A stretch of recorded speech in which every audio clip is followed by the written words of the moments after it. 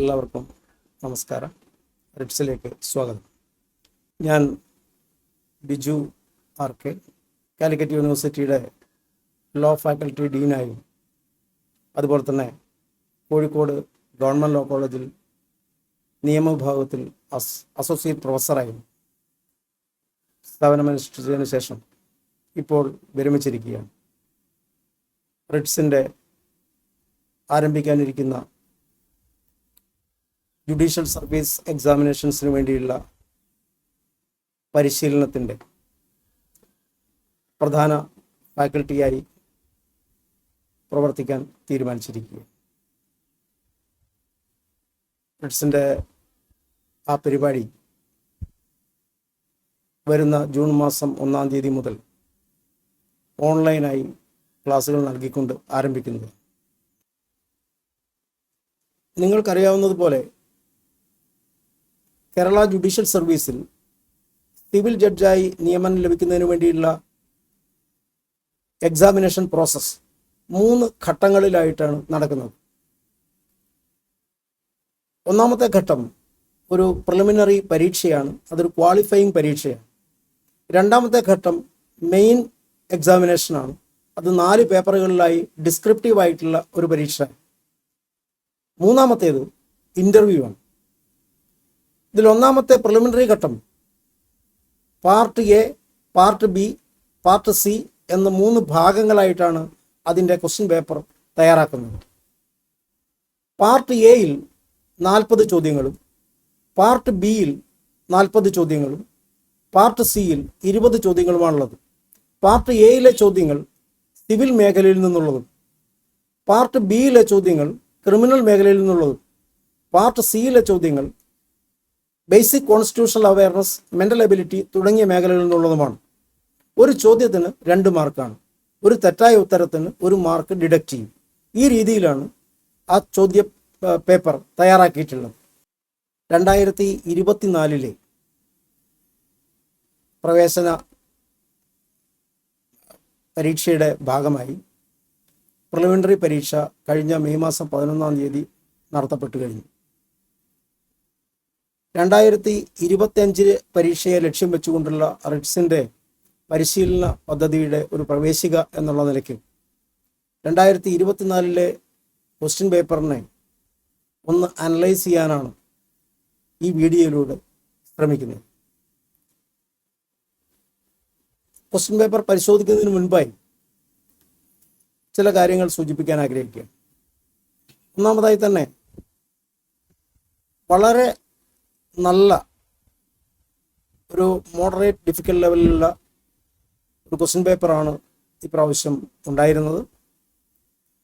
വളരെ ലളിതമെന്നോ അതികഠിനമെന്നോ പറയാനാവുന്ന തരത്തിലുള്ള ഒരു ചോദ്യം അല്ല അതിലുണ്ടായിരുന്നത്. കൃത്യമായ ആപ്ലിക്കേഷൻ ഓഫ് മൈൻഡ് ആ ക്വസ്റ്റ്യൻ പേപ്പർ തയ്യാറാക്കുന്നതിൽ നമുക്ക് കാണാൻ കഴിയും. അതുപോലെ തന്നെ നിലവിലുള്ള ഏതെങ്കിലും ക്വസ്റ്റ്യൻ പേപ്പറുകളിൽ നിന്ന് പകർത്തിയ രൂപത്തിലുള്ള ചോദ്യങ്ങളല്ല വന്നിട്ടുള്ളത്. പ്രാക്ടിക്കൽ ആസ്പെക്റ്റിൽ കുറച്ച് കോൺസെൻട്രേഷൻ കൂടുതലുണ്ട്. LLB പഠനകാലത്ത് ഗൈഡുകളോ ഈവൺ ടെക്സ്റ്റ് ബുക്കുകൾ തന്നെയോ വായിച്ചത് മാത്രം പോരാ. കൃത്യമായി സ്റ്റാറ്റ്യൂട്ടുമായുള്ള നമ്മളുടെ ഫെമിലിയാരിറ്റി, അതുപോലെ തന്നെ റീസെൻ്റ് ഡിസിഷൻസിനെ കുറിച്ചുള്ള അറിവ്, ഇതെല്ലാം പരിശോധിക്കുന്ന തരത്തിലുള്ള ചോദ്യങ്ങളാണ് ഉണ്ടായിരുന്നത്.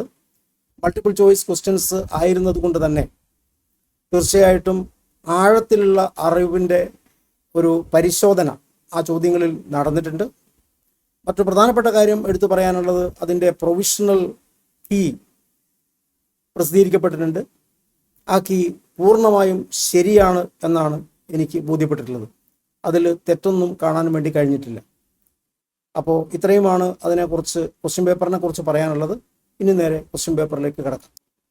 ഒന്നാമത്തെ ചോദ്യം, 3 courts have territorial jurisdiction to try a suit.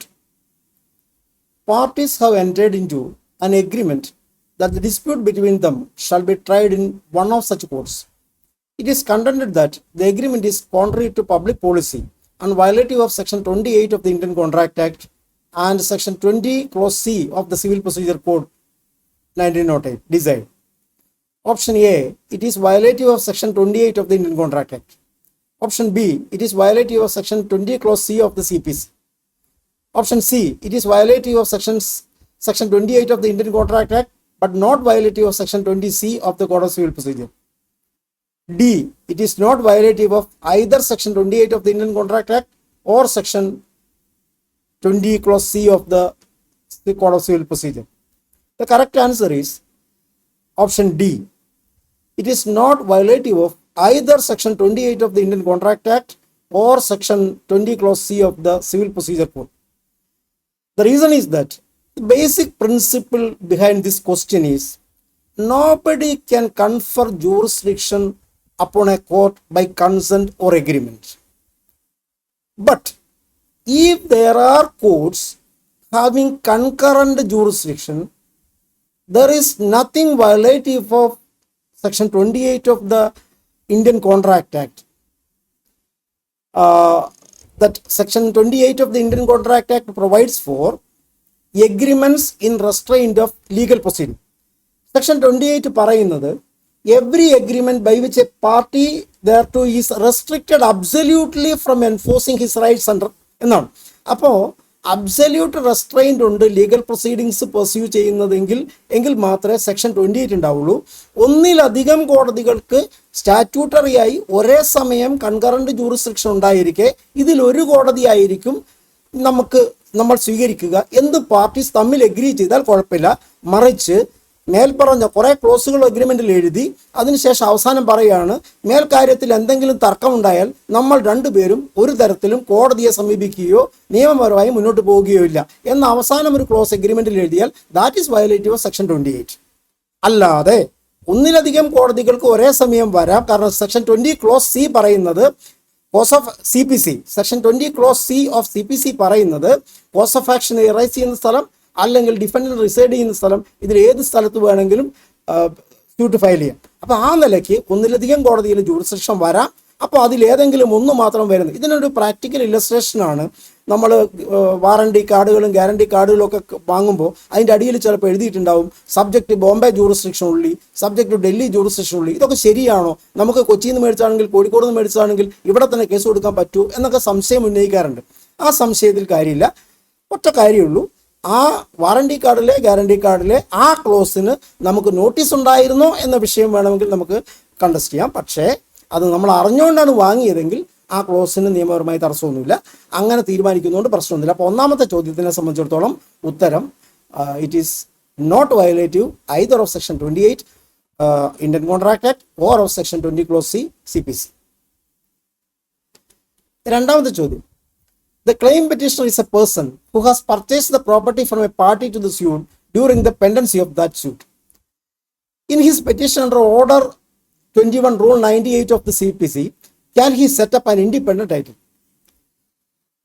Options: no, he cannot. Option B: no, but he can claim that he is a bona fide purchaser. Option C: yes, he can. Option D: yes, provided he is a bona fide purchaser for valuable consideration. ഈ question പേപ്പറിലെ ഏറ്റവും ട്രിക്കിയായ ഏറ്റവും മനോഹരമായ ചോദ്യമായി എനിക്ക് feel ചെയ്തൊരു ചോദ്യം. നല്ലൊരു ചോദ്യമാണ്, നല്ല വെൽ കൺസീവ്ഡ് ആയിട്ടുള്ളൊരു ചോദ്യം. കാരണം ഓർഡർ 21 റൂൾ 97 മുതൽ റൂൾ 102 വരെയുള്ള എല്ലാ റൂൾസും നന്നായി അറിയുന്ന ഒരാൾക്ക് മാത്രമേ ഇത് കൃത്യമായിട്ട് ആൻസർ ചെയ്യാൻ പറ്റുള്ളൂ. ഇവിടെ എന്താണ് പ്രശ്നം? ഇവിടെ പ്രശ്നം during the pendency of a suit property വിറ്റു. ആ വാങ്ങിയ ആൾ ഇപ്പോൾ കോടതിയിൽ ക്ലെയിം പെറ്റീഷണറായിട്ട് വന്നിരിക്കുക. അയാൾക്ക് ഒരു ഇൻഡിപെൻഡൻറ്റ് ടൈറ്റിൽ സെറ്റപ്പ് ചെയ്യാൻ പറ്റുമോ എന്നുള്ള ചോദ്യം. ഒരു ബേസിക് പ്രിൻസിപ്പിൾ ഉണ്ട്. ആ ബേസിക് പ്രിൻസിപ്പിൾ ഇതാണ്: pendente lite nihil innovetur, nothing new shall be introduced during the pendency of a suit. During the pendency of a suit nothing new shall be introduced, no new title can be set up. അപ്പോൾ അതുകൊണ്ട് തന്നെ C ഓപ്ഷനും D ഓപ്ഷനും ഇതറിയുന്ന ആൾക്ക് പെട്ടെന്ന് തന്നെ തള്ളിക്കളയാം. കാരണം yes എന്നുള്ള ആൻസർ വരില്ല. That is based on the principle pendente lite nihil innovetur. ഇനിയിപ്പോൾ ഉള്ളത് A ആണോ B ആണോ എന്നുള്ളത്. A, no he cannot. B, no but he can claim that he is a bona fide purchaser. ഇവിടെ പ്രശ്നം അയാൾ വന്നിട്ട് അയാൾക്ക് ഇൻഡിപെൻഡൻറ്റ് ടൈറ്റിൽ പറ്റില്ല, പക്ഷെ അയാൾക്ക് ക്ലെയിം പെറ്റീഷണറായി വരാം, ഞാനിങ്ങനെ മേടിച്ചിട്ടുണ്ടെന്ന് വരാം. അങ്ങനെ പറയുമ്പോൾ ഇൻഡിപെൻഡൻറ്റ് ടൈറ്റിൽ അല്ലെങ്കിൽ പിന്നത്തെ ടൈറ്റിൽ, ഇവിടെ ഉപയോഗിച്ചിരിക്കുന്ന വാക്ക് ഇൻഡിപെൻഡൻറ്റ് ടൈറ്റിൽ എന്നാണ്. ഇൻഡിപെൻഡൻറ്റ് ടൈറ്റിൽ അല്ലെങ്കിൽ അത് ഡെറിവേറ്റീവ് ടൈറ്റിലാവും. ഡെറിവേറ്റീവ് ടൈറ്റിലാണെന്ന് പറയാം. കാരണം എന്താ അങ്ങനെ പറയാൻ പ്രശ്നം എന്ന് വെച്ചാൽ, അയാൾക്ക് ഈ സ്യൂട്ട് അൾട്ടിമേറ്റ്ലി അയാൾക്ക് വിറ്റാൾക്ക് അനുകൂലമായിട്ടാണ് കേസ് വരുന്നതെങ്കിൽ കോടതിയോട് ഇയാൾക്ക് എൻ്റെ ടൈറ്റിൽ അയാളിൽ നിന്ന് ഡെറൈവ് ചെയ്ത് വന്നതായതുകൊണ്ട് എനിക്ക് ഇതിനകത്ത് ഒരു നീതി ഉണ്ടാക്കി തരണം എന്ന് കോടതിയിൽ ആവശ്യപ്പെടുന്നതുകൊണ്ട് തകരാറൊന്നും ഇല്ലല്ലോ എന്ന് ചോദിക്കാം. അങ്ങനെ വരുമ്പോൾ ബി ആണ് ആൻസർ എന്നാണ് ഇക്കാര്യങ്ങളെക്കുറിച്ച് നല്ല ധാരണയുള്ള ഒരാൾക്ക് പെട്ടെന്ന് തോന്നാവുന്ന ഉത്തരം. പക്ഷെ അവിടെ ഒരു പ്രശ്നമുണ്ട്. അവിടെ പ്രശ്നം റൂൾ 102 CPC പറയുന്നത് this rule 102 is not applicable to transfer ഈ പെൻഡൻറ്റലിറ്റി എന്നാണ്. എന്താ 102 പറയുന്നത് 98ഉം 100ഉം അപ്ലൈ ചെയ്യില്ല എന്നാണ്. ഞാൻ അതിൻ്റെ ഡീറ്റെയിൽസിലേക്കൊന്നും പോകുന്നില്ല. 97 മുതൽ 102 വരെയുള്ള CPCയിലെ പ്രൊവിഷൻസ് അനുസരിച്ച് ബോണഫൈഡി പർച്ചേസർ ആണെന്നുള്ള ഒരു ക്ലെയിം നിൽക്കില്ല. മാത്രമല്ല പെൻഡൻറ്റലിറ്റി ട്രാൻസ്ഫർ നടത്തിയ കേസുകൾ 98ൽ വരില്ല. അപ്പോൾ പിന്നെ ഇയാൾ അങ്ങനെ ക്ലെയിം പെറ്റീഷണറായി വന്നു എന്നുള്ളതാണ്. അത് 97 പ്രകാരം ഇയാൾ ഒബ്സ്ട്രക്ട് ചെയ്തുകൊണ്ടേ വരാൻ പറ്റുള്ളൂ. അക്കാര്യം ചോദ്യത്തിൽ പറഞ്ഞിട്ടില്ല, പക്ഷെ അത് ഇംപ്ലൈഡ് ആണ്. അപ്പം പൊതുവിൽ ഇതിനകത്തെ correct answer, the most appropriate answer no he cannot എന്ന് മാത്രം പറയുന്നതാണ്.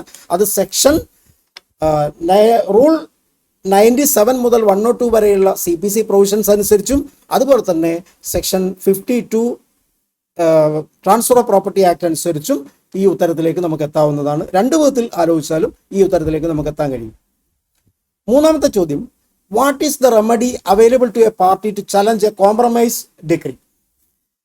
ഇത് ഉത്തരങ്ങൾ options file an appeal under section 96(1) of the CPC. Option B, file a suit contending that the terms of the compromise are not lawful. Option C, file an appeal under order 43 rule 1A of the CPC. No remedy available. ഇതിൻ്റെ ഉത്തരം option C ആണ്. File an appeal under order 43 rule 1A close 2 of the CPC. ആ ഓർഡറിലെ ആ rule 1A close 2 ready ചെയ്യുന്നത് the compromise should and should not have been recorded. The decree can be challenged. The decree can be challenged on the ground that the compromise should or should not have been recorded. ആ record ചെയ്തിട്ടുള്ള compromise record ചെയ്യാൻ പാടുള്ളതായിരുന്നില്ല, അത് lawful ആയിരുന്നില്ല എന്ന ഒരു കാര്യം. Option എയും option ഡിയും നമുക്ക് ഔട്ട്റൈറ്റ് ആയിട്ട് തള്ളിക്കളയാം. പിന്നെ അവശേഷിക്കുന്നത് ബിയും സിയുമാണ്. ബിയിൽ ഏതാണെന്നുള്ളതാണ് ചോദ്യം. അതിനൊരു സെക്കൻഡ് സ്യൂട്ട് ഫയൽ ചെയ്യണോ അപ്പീൽ ഫയൽ ചെയ്യണോ? തീർച്ചയായിട്ടും അപ്പീൽ ഫയൽ ചെയ്യാം. ബിയും സിയും ഓപ്ഷൻ ഒരേ കാര്യമാണ്. അതിൽ ഒന്നിൽ സ്യൂട്ട് ഫയൽ ചെയ്യാമെന്നും അടുത്തതിൽ അപ്പീൽ ഫയൽ ചെയ്യാമെന്നും. ഏതാണ് ഓപ്ഷൻ എന്ന് ചോദിച്ചാൽ സ്യൂട്ട് ഫയൽ ചെയ്യേണ്ട കാര്യമില്ല, അപ്പീലാണ് ഫയൽ ചെയ്യേണ്ടത്. സ്യൂട്ട് വൺസ് ഡിസ്പോസ് ചെയ്ത് കഴിഞ്ഞതാണ്. നാലാമത്തെ ചോദ്യം, read the propositions below and mark the correct option. In a suit for recovery of money where the defendant claims set off, both parties fill the same character as they fill in the plaintiff's suit. 2. Set off shall not exceed the pecuniary limits of the jurisdiction of the court. 3. For set off, the obligations must be for ascertained sums of money. A. Option A, proposition 1 is incorrect. B. Proposition 2 is incorrect. C. Proposition 3 is incorrect.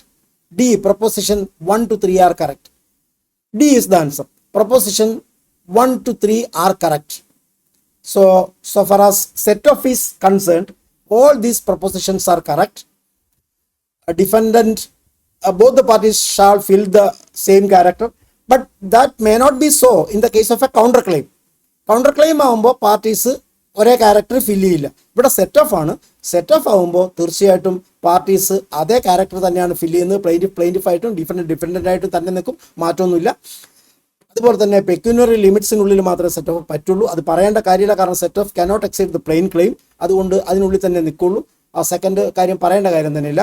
മൂന്നാമത്തത് ascertained സംസിന് മാത്രമേ പറ്റുള്ളൂ. Ascertained സംസിന് മാത്രമേ പറ്റുള്ളൂ എന്നുള്ളതും ശരിയാണ്. അതാണ് legal set of എന്ന് പറയുന്നത്. അത് അസർട്ടൈൻഡ് സംസിന് മാത്രമേ. ഈ മൂന്ന് പ്രൊപ്പോസിഷൻ ശരിയായതുകൊണ്ട് ഉത്തരം ഓപ്ഷൻ ഡി ആണ്. അഞ്ചാമത്തെ ചോദ്യം, for permitting the plaintiff to withdraw a suit with the liberty to file fresh suit on the same cause of action by reason of some formal defect, the court should also be satisfied that there is sufficient ground. The suit must fail for that reason. Parties to the new suit shall be the same, all the above. ഇത് അടുത്ത ഈ question പേപ്പറിലെ confusing ആയ അല്ലെങ്കിൽ കുറച്ച് ആഴത്തിൽ ആലോചിച്ചാൽ മാത്രം ഉത്തരം പറയാൻ പറ്റുന്ന ഒരു ചോദ്യമാണ്. 23 rule 1 clause 3 sub clause A and B. ഇതാണ് ഇതിനകത്ത് വരിക. Order 23 rule 1 clause 3 sub clause A and B. ഈ സബ് ക്ലോസുകൾ പ്രകാരം ചോദ്യം ഇതാണ്: ഒരു പ്ലെയിൻറ്റിഫിനെ സ്യൂട്ട് വിഡ്രോ ചെയ്ത് with liberty to file a fresh suit ഏതൊക്കെ സാഹചര്യങ്ങൾ അനുവദിക്കാം? അപ്പോൾ സ്യൂട്ട് വിഡ്രോ ചെയ്യാൻ കോടതി അനുവദിക്കണം. അങ്ങനെ അനുവദിക്കുന്നത് ഒരു ഫ്രഷ് സ്യൂട്ട് ഫയൽ ചെയ്യാനുള്ള അനുവാദത്തോടെ ആയിരിക്കണം. ഇത് രണ്ട് സാഹചര്യങ്ങളാണ് എയും ബിയുമായി റൂൾ 1(3) പറയുന്നത്. ഒന്നാമത്തേത് ഫോർ എ ഫോർമൽ ഡിഫക്റ്റ്, ഒരു ഫോർമൽ ഡിഫക്റ്റ് കൊണ്ട് ആ സ്യൂട്ട് ഫെയിൽ ആവും എന്നുള്ള ഒരു സാഹചര്യം ഉണ്ടാവണം, അല്ലെങ്കിൽ മറ്റേതെങ്കിലും സഫിഷ്യന്റ് ഗ്രൗണ്ട് ഉണ്ടാവണം. അപ്പോൾ ഇവിടെ അത് രണ്ടും പറയുന്നുണ്ട്. There is sufficient ground, the suit must fail for that reason. പക്ഷെ ചോദ്യം എന്താണ്? ചോദ്യം ബൈ സം ഫോർമൽ ഡിഫക്റ്റ് ആണെങ്കിൽ എന്താണ് വേണ്ടതെന്നുള്ളതാണ്. അപ്പോൾ ഫോർമൽ ഡിഫക്റ്റ് ആണെങ്കിൽ suit must fail for that reason എന്നുള്ള അഡീഷണൽ ഗ്രൗണ്ടും കൂടെയാണ് വേണ്ടത്. അപ്പോൾ ബി ആണ് ഉത്തരം എന്നുള്ളത് തന്നെയാണ് കീയും. അപ്പോൾ അത് ശരിയായിട്ടുള്ള ഒരു ഉത്തരമാണ്. ആ ചോദ്യവും ഒന്ന് ആഴത്തിൽ വായിച്ചാൽ മാത്രമേ പെട്ടെന്ന് രണ്ട് ആൻസർ അതിലുണ്ടല്ലോ എന്നുള്ള ഒരു തോന്നൽ വരും. അതിൻ്റെ ആവശ്യമില്ല. ഓപ്ഷൻ ബി ആണ് കറക്റ്റ്. ആറാമത്തെ ചോദ്യം: A court referred one suit to Lok Adalat and another for mediation. Both were settled. Lok Adalat forwarded a report together with an award and the mediator forwarded a report together with a mediation agreement. The court disposed of both suits, recording settled, suit closed. Settled, suit closed. Comment. Option A, both orders are wrong. Option B, both orders are correct.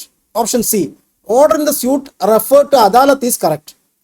D, order in the suit referred to mediation is correct. എന്താ ഇവിടെ കാര്യം? Legal service authorities act അനുസരിച്ച് section 21 പറയുന്നത് award of A Lok Adalat is very much like A degree and is binding on both the parties. എന്നാൽ മീഡിയേഷനെ സംബന്ധിച്ചിടത്തോളം civil procedure code alternative dispute resolution rules 2008 ഉണ്ട്. അതിൽ rule 25 close 2 പറയുന്നത്, റൂൾ 25 അതിൻ്റെ clause 2 പറയുന്നത് court is bound to fix a date for recording settlement and passing a decree. എന്താ പ്രശ്നം എന്ന് ചോദിച്ചാൽ, ലോക് അദാലത്തിൽ പോയി ലഭിക്കുന്ന അവാർഡ് തന്നെ ഒരു ഡിഗ്രി ആയതുകൊണ്ട് വീണ്ടും ഒരു ഡിഗ്രി പാസ്സാക്കേണ്ട ആവശ്യം കോടതിക്കില്ല. അപ്പൊ കോടതി എന്ത് റെക്കോർഡ് ചെയ്യണം? കോടതി മാറ്റർ ഈസ് സെറ്റിൽഡ്, അതുകൊണ്ട് suit is closed because a decree has already been passed under Legal Service Authorities Act. But in the case of mediation, it is a settlement agreement. It is a settlement agreement on the basis of which it is for this court to pass a decree again. അപ്പോൾ degree പാസ്സാക്കേണ്ടത് ആരാണ്? ഈ കോടതിയാണ്. അപ്പോൾ settled suit closed എന്നല്ല എഴുതേണ്ടത്. On the basis of that settlement agreement, this court is bound to pass a decree. So that is the procedure to be adopted by this court. അപ്പോൾ അതുകൊണ്ടാണ് order the suit refer to Adalat is correct എന്നുള്ള answer C, option C ശരിയായിട്ടുള്ള answer ആയിട്ട് വരുന്നത്. കീയും ശരിയാണ്. ഏഴാമത്തെ ചോദ്യം: order 7 rule 14(4) of the CPC reads nothing in this rule shall apply to documents produced for the cross examination of the plaintiff witnesses or handed over to a witness merely to refresh his memory. Can the plaintiff be confronted with such a document? Option E, yes. B, no. Court in its discretion can permit. D, none of the above. ഈ ചോദ്യം common sense കൊണ്ട് answer ചെയ്യാൻ പറ്റുന്ന കാര്യമാണ്. കാരണം എന്താ ഇവിടെ പറഞ്ഞേക്കുന്നത്? ഈ റൂൾ 14(4) പറയുന്നത് ഏതൊക്കെ ഡോക്യുമെന്റ്സ് ആണ് പ്ലെയിന്റ് ഫയൽ ചെയ്യുമ്പോൾ തന്നെ കൊടുക്കേണ്ടത്, അല്ലെങ്കിൽ പ്ലെയിന്റ് ഫയൽ ചെയ്യുമ്പോൾ ലിസ്റ്റ് ഓഫ് ഡോക്യുമെന്റ്സിന് കൂടെ മാൻഡേറ്ററി ആയിട്ട് കൊടുത്തിരിക്കേണ്ടത്. കാരണം എവിഡൻസിന്റെ സമയത്ത് പ്രൊഡ്യൂസ് ചെയ്താൽ മാത്രം പോരാ, അല്ലാതെ മാൻഡേറ്ററി ആയി കൊടുക്കേണ്ടതാണ്. അപ്പൊ അങ്ങനെ കൊടുക്കേണ്ടതെന്നാണ് പറഞ്ഞേക്കുന്നത്. എന്നിട്ട് എന്താ ഇത് പറയുന്നത്? Nothing in this rule shall apply to documents produced for cross examination of the plaintiff's witnesses പ്ലെയിൻറ്റിഫിൻ്റെ വിറ്റ്നസ്സിന് ക്രോസ് എക്സാമിൻ ചെയ്യാൻ വേണ്ടിയോ മെമ്മറി റിഫ്രഷ് ചെയ്യാൻ വേണ്ടിയോ കൊണ്ടുവരുന്ന ഡോക്യുമെൻസിന് ഈ റൂൾ ബാധകമല്ല. എന്ന് വെച്ചാൽ അത് അപ്പോൾ കൊടുത്തില്ലെങ്കിലും കുഴപ്പമില്ല. അങ്ങനെ വരുന്നതിന് പ്ലെയിൻറ്റിഫിനെ കാണിക്കാൻ പറ്റുമോ, കൺഫ്രണ്ട് ചെയ്യാൻ പറ്റുമോ എന്ന ചോദ്യം. ആ ചോദ്യം അത്ര കുഴപ്പമുള്ള ചോദ്യമല്ല. കാരണം വെച്ചാൽ പ്ലെയിൻറ്റിഫിൻ്റെ വിറ്റ്നസ്സിനെ കാണിക്കാൻ പറ്റുകയാണെങ്കിൽ പ്ലെയിൻറ്റിഫിൻ്റെ ഏറ്റവും പ്രധാനപ്പെട്ട വിറ്റ്നസ് പ്ലെയിൻറ്റിഫ് തന്നെയാണ്. അപ്പോൾ പ്ലെയിൻറ്റിഫിൻ്റെ വിറ്റ്നസ്സിനെ കാണിക്കാൻ പറ്റുമെങ്കിൽ പ്ലെയിൻറ്റിഫിനെയും കാണിക്കാൻ പറ്റും. അപ്പോൾ അതിനകത്ത് സംശയമൊന്നുമില്ല. അത് യെസ് എന്നുള്ള ആൻസറാണ് വരേണ്ടത്. അപ്പോൾ സ്വാഭാവികമായിട്ടും option 7 correct answer is option A. എട്ടാമത്തെ ചോദ്യം, section 92 of the code of civil procedure stipulates that in relation to a trust created for public purpose of a charitable or religious nature a suit may be instituted having obtained the leave of the court. What will be the consequence if notice is not given to the defendants before granting leave? Option A, suit is illegal. Option B, once leave is granted, the defendants cannot challenge it. Option C, defendants can still contest the question of grant of leave. D, the appellate court alone can consider the question. ഈ ചോദ്യം ഉദ്ദേശിക്കുന്നത് charitable religious ട്രസ്റ്റുകളെ കുറിച്ചാണ്. ആ ട്രസ്റ്റുകളുമായി ബന്ധപ്പെട്ട് case കൊടുക്കാൻ മുൻപ് അധികാരമുണ്ടായിരുന്നത് advocate ജനറലിന് മാത്രമാണ്. ഇപ്പോൾ ഏതെങ്കിലും രണ്ട് ഇൻട്രസ്റ്റഡ് ആയ വ്യക്തികൾ സെക്ഷൻ 92 CPC, അതാണ് പബ്ലിക് ചാരിറ്റീസിനെ കുറിച്ച് പറയുന്നത്. സെക്ഷൻ 92 CPCയിലാണ് പറയുന്നത്. 2 or more persons having an interest in the trust and having obtained the leave of the court may institute the suit whether the suit is contentious or not. അപ്പോൾ contention ആവാം. എന്താ contention ഇപ്പോൾ ഇവർക്ക് ഉന്നയിക്കാൻ പറ്റുന്നത്? Contentious or not എന്നാണ് ഇവിടെ പറയുന്നത്. അപ്പോൾ എന്ത് കണ്ടൻഷൻ ഉണ്ടാവാൻ പറ്റുക? ഈ ഗ്രാൻഡ് ഓഫ് ലീവ് ശരിയല്ല എന്നുള്ള വാദം അവർക്ക് തീർച്ചയായിട്ടും പറയാം. അപ്പോൾ ലീവ് ഗ്രാൻഡ് ചെയ്തത് ശരിയല്ല എന്നുള്ള വാദം അവർക്ക് പറയാം. അപ്പോൾ C option, defendants can still contest the question of grand of leave എന്നുള്ള ആൻസർ പ്രഥമ ദൃഷ്ടിയാ തന്നെ ആണ് ശരിയായത്. കാരണം ബാക്കിയൊന്നും നിൽക്കില്ല, ഇല്ലീഗൽ ആവുന്ന കാര്യമില്ല.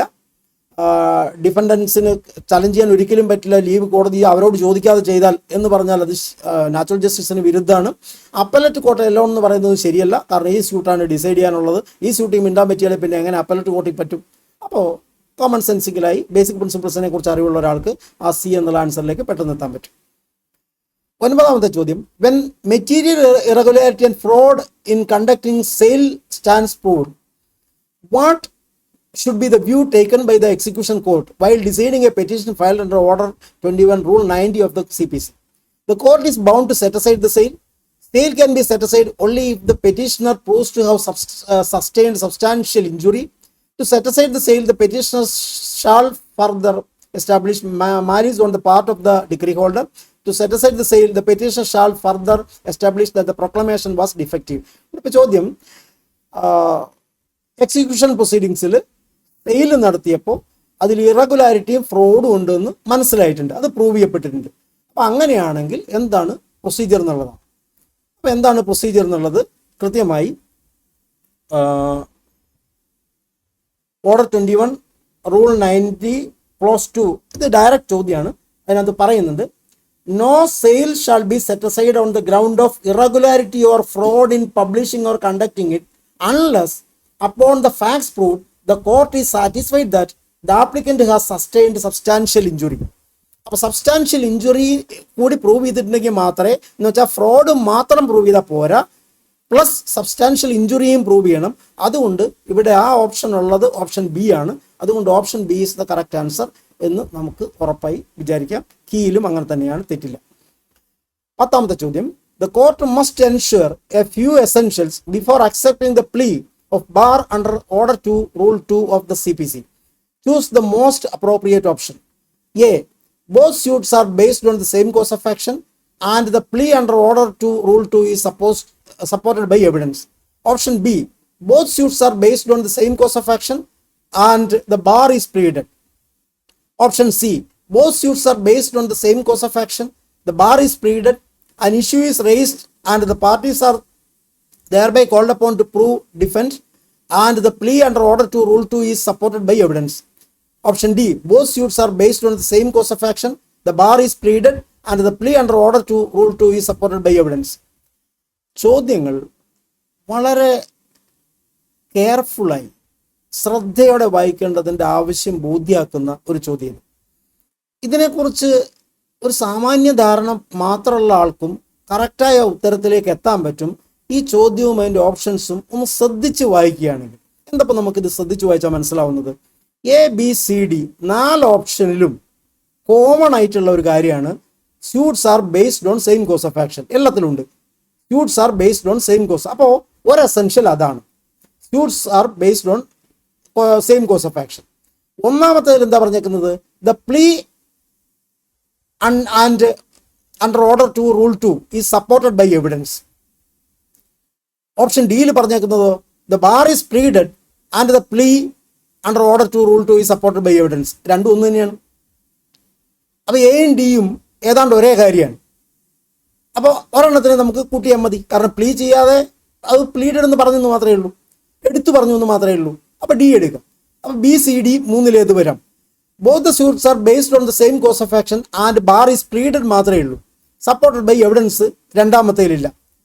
സപ്പോർട്ടഡ് ബൈ എവിഡൻസ് ആവണമെങ്കിൽ ഇത് പ്ലീഡ് ചെയ്യണം എന്നുള്ളത് നിർബന്ധമാണ്. അപ്പോൾ പ്ലീഡ് ചെയ്തിട്ടുണ്ടെങ്കിൽ അതിനകത്ത് എവിഡൻസ് കൊടുക്കാൻ പറ്റുമോ? എവിഡൻസ് കൊടുക്കാൻ പറ്റണമെങ്കിൽ അതിലൊരു ഇഷ്യൂ റേസ് ചെയ്യപ്പെട്ടിട്ടുണ്ടാകും. അപ്പോൾ കൃത്യമായി ഈ കാര്യങ്ങളെല്ലാം വരണമെങ്കിൽ നമുക്ക് സി മാത്രമേ പറ്റുള്ളൂ. കാരണം both suits are based on the same course of action എല്ലാത്തിലും ഉണ്ട്. അത് പ്ലീഡ് ചെയ്യപ്പെടണം, അതും ബാക്കിയുള്ളതിലെല്ലാം ഉണ്ട്.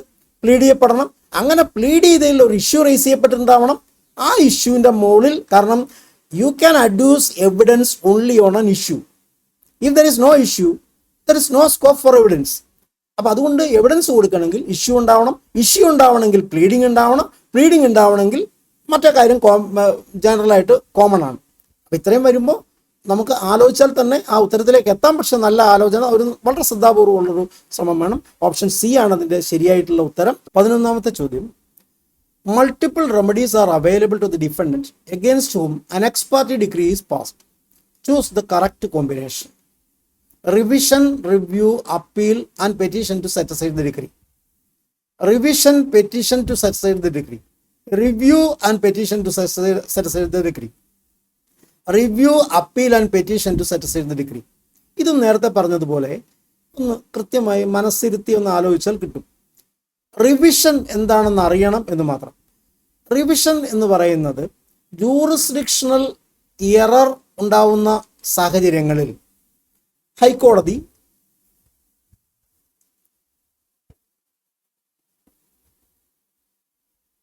ഇടപെടുന്ന കാര്യമാണ്. അപ്പോൾ അത് ഈ കേസിൽ ബാധകമായിട്ടുള്ള കാര്യമല്ല. എക്സ് പാർട്ടി ഡിഗ്രിയുടെ കാര്യമാണ് ഇവിടെ പറയുന്നത്. ജൂറിസ്ഡിക്ഷണൽ എററിൻ്റെ പ്രശ്നമില്ല. അപ്പോൾ അതുകൊണ്ട് എയും ബിയും അല്ല. എയും ബിയും അല്ല എങ്കിൽ പിന്നെ petition to set aside the decree is 4ലുമുള്ള ഒരു റെമഡിയാണ്. അത് തീർച്ചയായിട്ടും ex parte decree set aside ചെയ്യാൻ വേണ്ടി കൊടുക്കാം. അപ്പോൾ പിന്നെ റിവ്യൂവിന് കൊടുക്കാം എന്നുള്ളതാണോ, റിവ്യൂവിനും അപ്പീലിനും കൊടുക്കാം എന്നുള്ളതാണോ? കാരണം റിവ്യൂ രണ്ടിലും ഉണ്ട്. അപ്പോൾ അതിനെ സംബന്ധിച്ച് തർക്കമില്ല. അപ്പോൾ പിന്നെ അപ്പീൽ വേണോ വേണ്ട എന്നുള്ളതാണ്. അപ്പീൽ തീർച്ചയായിട്ടും ഉണ്ടാവും, കാരണം എല്ലാ ഡിഗ്രിയും ജനറലി അപ്പീലബിൾ ആണ്. അപ്പോൾ ആ നിലയ്ക്ക് ഡി ആണ് ആൻസർ എന്ന് നമുക്ക് കാണാൻ വേണ്ടി പറ്റും. ഓപ്ഷൻ ഡി ആണ് 11ാമത്തെ answer. Review, appeal and petition to set aside the decree. 12ാമത്തെ ചോദ്യം. The court has omitted to cite a precedent. On that ground, a petition for review is filed. Choose the correct option from the following. Omission to refer to an authority of law is not a ground of review. Omission to refer to an authority of law is a ground for review. If the decision would have been a different one altogether, omissions to refer to an authority of law is a ground for review. If the omission was occurred due to counsel's failure to cite the precedent, it is a ground for review. ഇവിടെ option A ആണ് ശരിയായിട്ടുള്ള option. Omission to refer to an authority of law is not a ground for review. Section 114 read with Order 47 CPC. Order 47 CPC ആണ് റിവ്യൂവിൻ്റെ grounds ഒക്കെ പറയുന്നത്.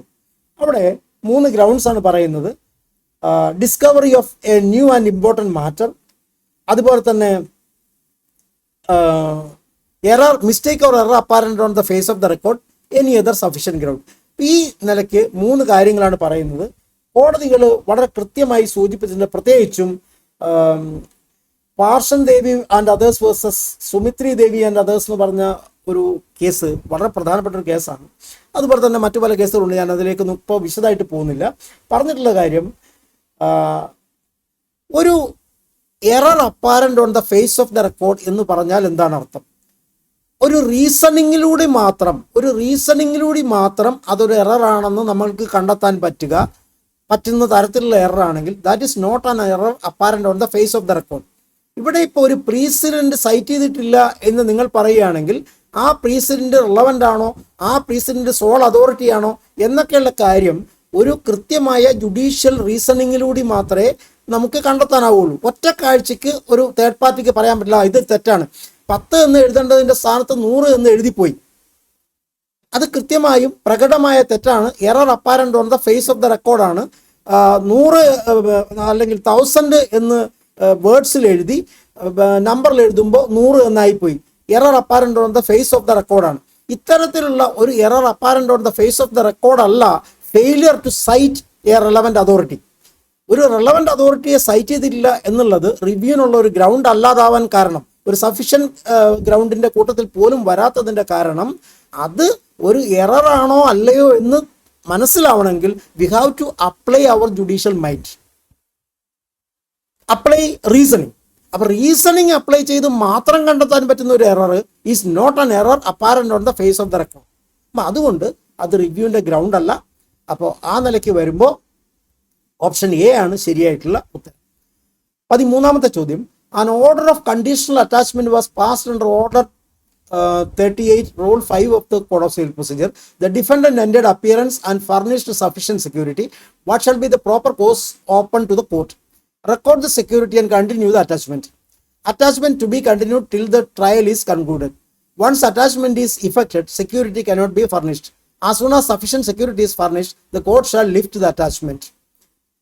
13 option D ആണ് correct answer. നമുക്കറിയാം, അത് വളരെ വ്യക്തമാണ്. എന്തുകൊണ്ടാണ് ഓപ്ഷൻ ഡി കറക്റ്റ് ആയിട്ട് വരുന്നത്? സെക്യൂരിറ്റി ഫർണിഷ് ചെയ്യുന്നതിൻ്റെ ഉദ്ദേശം തന്നെ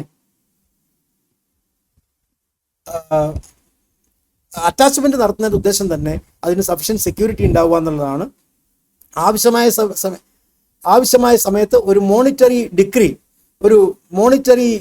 ഡിഗ്രി സാറ്റിസ്ഫൈ ചെയ്യാൻ സഫിഷ്യൻ്റ് ആയിട്ടുള്ള സെക്യൂരിറ്റി ഉണ്ടെന്നുണ്ടെങ്കിൽ പിന്നെ പ്രോപ്പർട്ടി അറ്റാച്ച് ചെയ്യേണ്ട കാര്യമില്ല. അപ്പോൾ as soon as sufficient security is furnished the court shall lift the attachment എന്നുള്ളതാണ് തീർച്ചയായിട്ടും അതിനകത്തുള്ള ശരിയായ ആൻസർ. ഓപ്ഷൻ ഡി ആണ് 13. 14ാമത്തെ ചോദ്യം, to claim benefit under clause C of the proviso to subsection 1 of section 60 of the CPC, an agriculturist shall prove that he is an agriculturist and in occupation of the building in question. He is an agriculturist in occupation of the building in question and it is his only place of abode. He is an agriculturist in occupation of the building in question and that he is depending for his livelihood on his agriculture. He is an agriculturist under the judgment debtor. ഇതിൻ്റെ ശരിയായ ഉത്തരം എന്ന് പറയുന്നത് option C ആണ്. 14 option C ആണ്. Explanation 5 to section 60 ഇത് നേരെ പറയുന്നുണ്ട്. എക്സ്പ്ലനേഷൻ 5 to section 60 പറയുന്നത്, for the purpose of this proviso the expression agriculturist means a person who cultivates land personally and who depends for his livelihood mainly on the income from the agricultural land എന്നും കൂടി കൃത്യമായി എടുത്തു പറയുന്നുണ്ട്. അപ്പോൾ അതുകൊണ്ട് agriculturist ആണെന്ന് തെളിയിക്കണം, in occupation of the building ആണെന്ന് തെളിയിക്കണം, and he is depending for his livelihood on this agricultural process, agriculture എന്നും കൂടി തെളിയിക്കണം. അപ്പോൾ സി ആണ് ശരിയായിട്ടുള്ള ഉത്തരമായിട്ട് വരുന്നത്.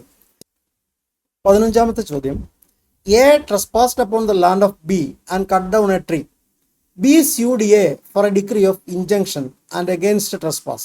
The civil judge dismissed the suit, holding that although A cut down the tree, apprehension of B about possible trespass by A was unfounded. B subsequently filed a suit for damages on account of cutting down of the tree. Is the suit maintainable? Option A, maintainable since the cause of action is different. B, not maintainable due to the bar under section 16 of the Specific Relief Act. Option C, maintainable since the right to sue is protected under section 40 of the Specific Relief Act. D, not maintainable due to bar under section 40 of the Specific Relief Act. ഇതിൻ്റെ answer option D ആണ്. Not maintainable due to bar under section 40 of the Specific Relief Act. Section 40 of the Specific Relief Act പറയുന്നത് no relief for damages shall be granted under this section unless the plaintiff has claimed such relief in his plaint. എന്താണ് കാര്യം എന്ന് വെച്ചാൽ, ഈ injunction suit കൊടുക്കുമ്പോൾ കൂടെ ഡാമേജസും നമ്മൾ claim ചെയ്യുന്നുണ്ടെങ്കിൽ ആ ഡാമേജസ് ആ സ്യൂട്ടിൽ തന്നെ ക്ലെയിം ചെയ്യണം. അത് മറ്റൊരു സബ്സിക്വൻറ്റ് സ്യൂട്ടിൽ ക്ലെയിം ചെയ്യാൻ കഴിയില്ല. അപ്പോൾ അതിനൊരു റെമഡിയും കൂടെ ഉണ്ട്. അങ്ങനെ ചെയ്യാൻ വിട്ടുപോവുകയാണെങ്കിൽ at any stage of the proceeding the plaint can be amended, എന്നിട്ട് ആ റിലീഫും കൂടി ക്ലെയിം ചെയ്യാവുന്നതാണ്. പക്ഷേ ഒരിക്കൽ ആ സ്യൂട്ട് ഡിസ്പോസ് ചെയ്യാൻ ഇടയാവുകയും അതിൽ അങ്ങനെ ഒരു ഡാമേജസ് ചോദിച്ചിട്ടില്ല എന്നാണെങ്കിൽ സബ്സിക്വൻ്റ് ആയിട്ട് ഫയൽ ചെയ്യുന്ന ഒരു സ്യൂട്ടിൽ ഡാമേജസ് ചോദിക്കാൻ വേണ്ടി കഴിയില്ല. ഇൻസിഡൻ്റൽ റെമഡിയാണത്. ആ ഇൻസിഡൻ്റൽ റെമഡിയും കൂടി സ്പെസിഫിക് റിലീഫ് ആക്ടിൻ്റെ സെക്ഷൻ 40 പ്രകാരം അത് ക്ലെയിം ചെയ്തിട്ടുണ്ടാവണം. അങ്ങനെ ക്ലെയിം ചെയ്തിട്ടില്ലെങ്കിൽ സബ്സിക്വൻറ്റ് സ്യൂട്ട് മെയിൻറ്റൈനബിൾ അല്ല. അതുകൊണ്ട് ഓപ്ഷൻ ഡി ആണ് ശരിയായിട്ടുള്ള option, not maintainable due to the bar under section 40 of the Specific Relief Act 1963. 16ാമത്തെ ചോദ്യം, which among the following does not bar a remedy of substituted performance of a contract as provided in section 20 of the Specific Relief Act? ഇപ്പോൾ ചോദ്യങ്ങൾ specific relief ആക്ടിലേക്ക് കടന്നിരിക്കുകയാണ്. ഇത്രയും സമയമുണ്ടായിരുന്ന ചോദ്യങ്ങളൊക്കെ CPC-യിൽ നിന്നായിരുന്നു. Specific relief ആക്ടിൽ നിന്ന് ആദ്യത്തെ ചോദ്യം ഏതാണ് സ്പെസിഫിക് പെർഫോമൻസിന് ഒരു തടസ്സമല്ലാത്തത് എന്ന് വെച്ചാൽ താഴെ കൊടുത്തിട്ടുള്ളതിൽ ബാക്കി 3 എണ്ണവും സ്പെസിഫിക് പെർഫോമൻസ് കിട്ടാൻ സബ്സ്റ്റിറ്റ്യൂട്ടഡ് പെർഫോമൻസ് കിട്ടാൻ തടസ്സമാണ്. എന്നാൽ ഒരു ഓപ്ഷൻ മാത്രം സബ്സ്റ്റിറ്റ്യൂട്ടഡ് പെർഫോമൻസ് കിട്ടുന്നതിന് തടസ്സമല്ല. എന്താണ് സബ്സ്റ്റിറ്റ്യൂട്ടഡ് പെർഫോമൻസ് എന്ന് പറഞ്ഞാൽ അർത്ഥം? സബ്സ്റ്റിറ്റ്യൂട്ടഡ് പെർഫോമൻസ് എന്ന് പറയുന്നത് ഒരു പുതിയ റെമഡിയാണ്. സ്പെസിഫിക് റിലീഫ് ആക്ടിൽ പുതുതായി ഉൾക്കൊള്ളിച്ചതാണ്. വിശദമായിട്ടുള്ള ക്ലാസ്സുകൾ ഇത്തരം കാര്യങ്ങളൊക്കെ ഞാൻ വിശദീകരിക്കും. ഇപ്പോൾ തൽക്കാലം പറയുന്നത് നമുക്കൊരു തേർഡ് പാർട്ടിയെ കൊണ്ട് ആ കോൺട്രാക്റ്റ് പെർഫോം ചെയ്യിപ്പിക്കാം, മറ്റേ പാർട്ടി ചെയ്യുന്നില്ലെങ്കിൽ, എന്നിട്ട് അതിൻ്റെ പൈസ, അതിൻ്റെ ഉണ്ടായിട്ടുള്ള ചിലവും അതുപോലെ തന്നെ നമുക്കുണ്ടായിട്ടുള്ള നഷ്ടപരിഹാരവും ഒക്കെ ദാതർ കോൺട്രാക്റ്റിംഗ് പാർട്ടിയിൽ നിന്ന്, ബ്രീച്ചിങ് പാർട്ടിയിൽ നിന്ന് മേടിക്കാം എന്നുള്ളതാണ് ഈ സബ്സ്റ്റിറ്റ്യൂട്ടഡ് പെർഫോമൻസ് എന്ന് പറയുന്നത്. അതെവിടെയാണ് പറ്റാത്തത്? both the parties to the contract were under a mistake as to matter of essential fact to the contract. Mistake ഉണ്ടാക്കി സെക്ഷൻ 20 ഇന്ത്യൻ കോൺട്രാക്ട് ആക്ട് അനുസരിച്ച് മിസ്റ്റേക്ക് ഉണ്ടെങ്കിൽ വോയിഡ് ആണ്. അപ്പോൾ പിന്നെ അത് വരുന്നില്ല, വോയിഡ് ആണ് അത്. അതുകൊണ്ട് സബ്സ്റ്റിറ്റ്യൂട്ടഡ് പെർഫോമൻസിൻ്റെ ഇഷ്യൂ വരുന്നില്ല. Parties to the contract agreed to for different remedies, അങ്ങനെയാണെങ്കിലും സബ്സ്റ്റിറ്റ്യൂട്ടഡ് പെർഫോമൻസിൻ്റെ പ്രശ്നം വരുന്നില്ല. Contract is one relating to an infrastructure project, അങ്ങനെയൊന്നും കാണുന്നില്ല. സെക്ഷൻ 20 ഒരു ബാറിൻ്റെ കൂട്ടത്തിൽ അങ്ങനെയൊന്നും കാണുന്നില്ല. 15 days notice to perform the contract was, അത് കൊടുത്തിട്ടില്ലെങ്കിൽ പറ്റില്ല. അപ്പോൾ സ്വാഭാവികമായിട്ടും എയും ബിയും ഡിയും ബാറുകളാണ്. എന്നാൽ contract is one related to an infrastructure project എന്നുള്ള ഓപ്ഷൻ സി ഒരു ബാർ അല്ല. അപ്പോൾ അതുകൊണ്ട് does not bar a remedy of. അപ്പോൾ അതുകൊണ്ട് 16 ആൻസർ ഓപ്ഷൻ സി ആണ്.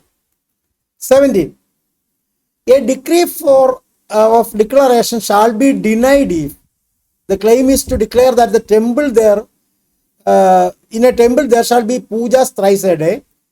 The claim is to declare that the plaintiff is the priest of a temple. The claim is to declare that the plaintiff is a successful bidder of a contract. The claim is to declare that the plaintiff is the son of the defendant. എന്താണ് declaration ഉദ്ദേശം? Declaration എന്ന് പറയുന്നത് section 34 specific relief ആക്ടിൽ അനുസരിച്ച് declaration കിട്ടാൻ അർഹതയുള്ളത് 2 കാര്യങ്ങളിലാണ്. നിങ്ങളുടെ ഒരു any person entitle to any legal character എന്ന് പറഞ്ഞാൽ your status, or to any right as to any property may institute a suit for declaration എന്നാണ്. അപ്പോൾ ഒരു ലീഗൽ ക്യാരക്ടർ അല്ലെങ്കിൽ ലീഗൽ സ്റ്റാറ്റസ് ഡിക്ലെയർ ചെയ്യാൻ വേണ്ടി ഡിക്ലറേഷൻ സ്യൂട്ട് കൊടുക്കാം, അല്ലെങ്കിൽ പ്രോപ്പർട്ടിക്കുള്ള ഒരു റൈറ്റ് ടു പ്രോപ്പർട്ടി ആണെങ്കിൽ ചോദിക്കാം. ഇതിന് 2 മാത്രമേ ഡിക്ലറേഷൻ ചോദിക്കാൻ പറ്റുള്ളൂ. ഇവിടെ ഒരു അമ്പലത്തിൽ 3 വട്ടം പൂജ നടക്കുന്നുണ്ടെന്ന് ഡിക്ലെയർ ചെയ്യണം എന്നത് ഒരു കോടതിക്ക് ഡിക്ലെയർ ചെയ്യാൻ പറ്റുന്ന കാര്യമല്ല. ബാക്കി 3 പറ്റുന്ന കാര്യമാണ്. കാരണം plaintiff is the priest of A temple എന്നുള്ളത് അദ്ദേഹത്തിൻ്റെ ലീഗൽ സ്റ്റാറ്റസ് ആണ്. പ്രീസ്റ്റ് എന്നുള്ള പൊസിഷൻ, ഒരു ലീഗൽ സ്റ്റാറ്റസ് ആണ്. അതുപോലെ തന്നെ successful bidder of A contract എന്ന് പറയുന്നത് ഒരു കോൺട്രാക്റ്റിനുള്ള റൈറ്റ് വരുന്ന കാര്യമാണ്, അതും ഒരു ലീഗൽ ക്യാരക്ടറാണ്. അതുപോലെ തന്നെ സൺ ഓഫ് ദ ഡിഫൻഡന്റ് എന്നുള്ളത്, സൺ എന്ന് പറയുന്നത് ഒരു സ്റ്റാറ്റസ് ആണ്. അപ്പോൾ ഈ 3 കാര്യങ്ങളും ഡിക്ലെയർ ചെയ്യാൻ വേണ്ടി കോടതിയോട് ആവശ്യപ്പെടാം. പക്ഷേ ഒന്നാമത്തെ കാര്യം അതൊരു പ്യുവർലി റിലീജിയസ് കാര്യമാണ്. ആ റിലീജിയസ് കാര്യം CPCയിലെ തന്നെ പ്രൊവിഷൻ അനുസരിച്ചും അതുപോലെ തന്നെ 34 സ്പെസിഫിക് റിലീഫ് ആക്ട് അനുസരിച്ചും അത് സാധ്യമല്ല. അതുകൊണ്ട് എ ആണ് ശരിയായിട്ടുള്ള ഉത്തരം, 17 option A. 18. Which among the following is not a reason to deny an injunction?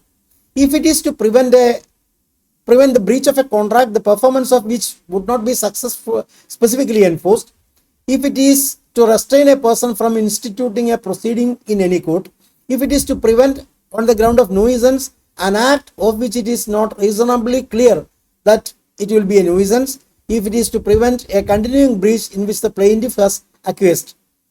So ഇതാണ് 4 ഓപ്ഷൻസ് ഉള്ളത്. ഈ ഓപ്ഷനിൽ ഓപ്ഷൻ എ എന്ന് പറയുന്നത് സെക്ഷൻ 41E തന്നെയാണ്. സെക്ഷൻ 41 പറയുന്നത് the circumstances under which an injunction may be refused എന്നുള്ളതാണ്. ഇൻജങ്ഷൻ റെഫ്യൂസ് ചെയ്യാനുള്ള ഗ്രൗണ്ട്സ് സെക്ഷൻ 41 സ്പെസിഫിക് റിലീഫ് ആക്ടിൽ പറയുന്നുണ്ട്. അതിൽ ഓപ്ഷൻ എ 41E ആയി പറയുന്ന കാര്യമാണ്, ഓപ്ഷൻ സി എഫ് ആയി പറയുന്ന കാര്യമാണ്, ഓപ്ഷൻ ഡി ജി ആയി പറയുന്ന കാര്യമാണ്. ഓപ്ഷൻ ബി മാത്രം അവിടെ ഇല്ല. അപ്പം അതുകൊണ്ട് A option section 41 C option section 41 D ഓപ്ഷനും ഉണ്ട്, ബി ഓപ്ഷൻ ഇല്ല. അതുകൊണ്ട് പക്ഷെ ബി ഓപ്ഷൻ ഏതാണ്ട് അടുത്തുള്ള ഒരു കാര്യം അവിടെയുണ്ട്.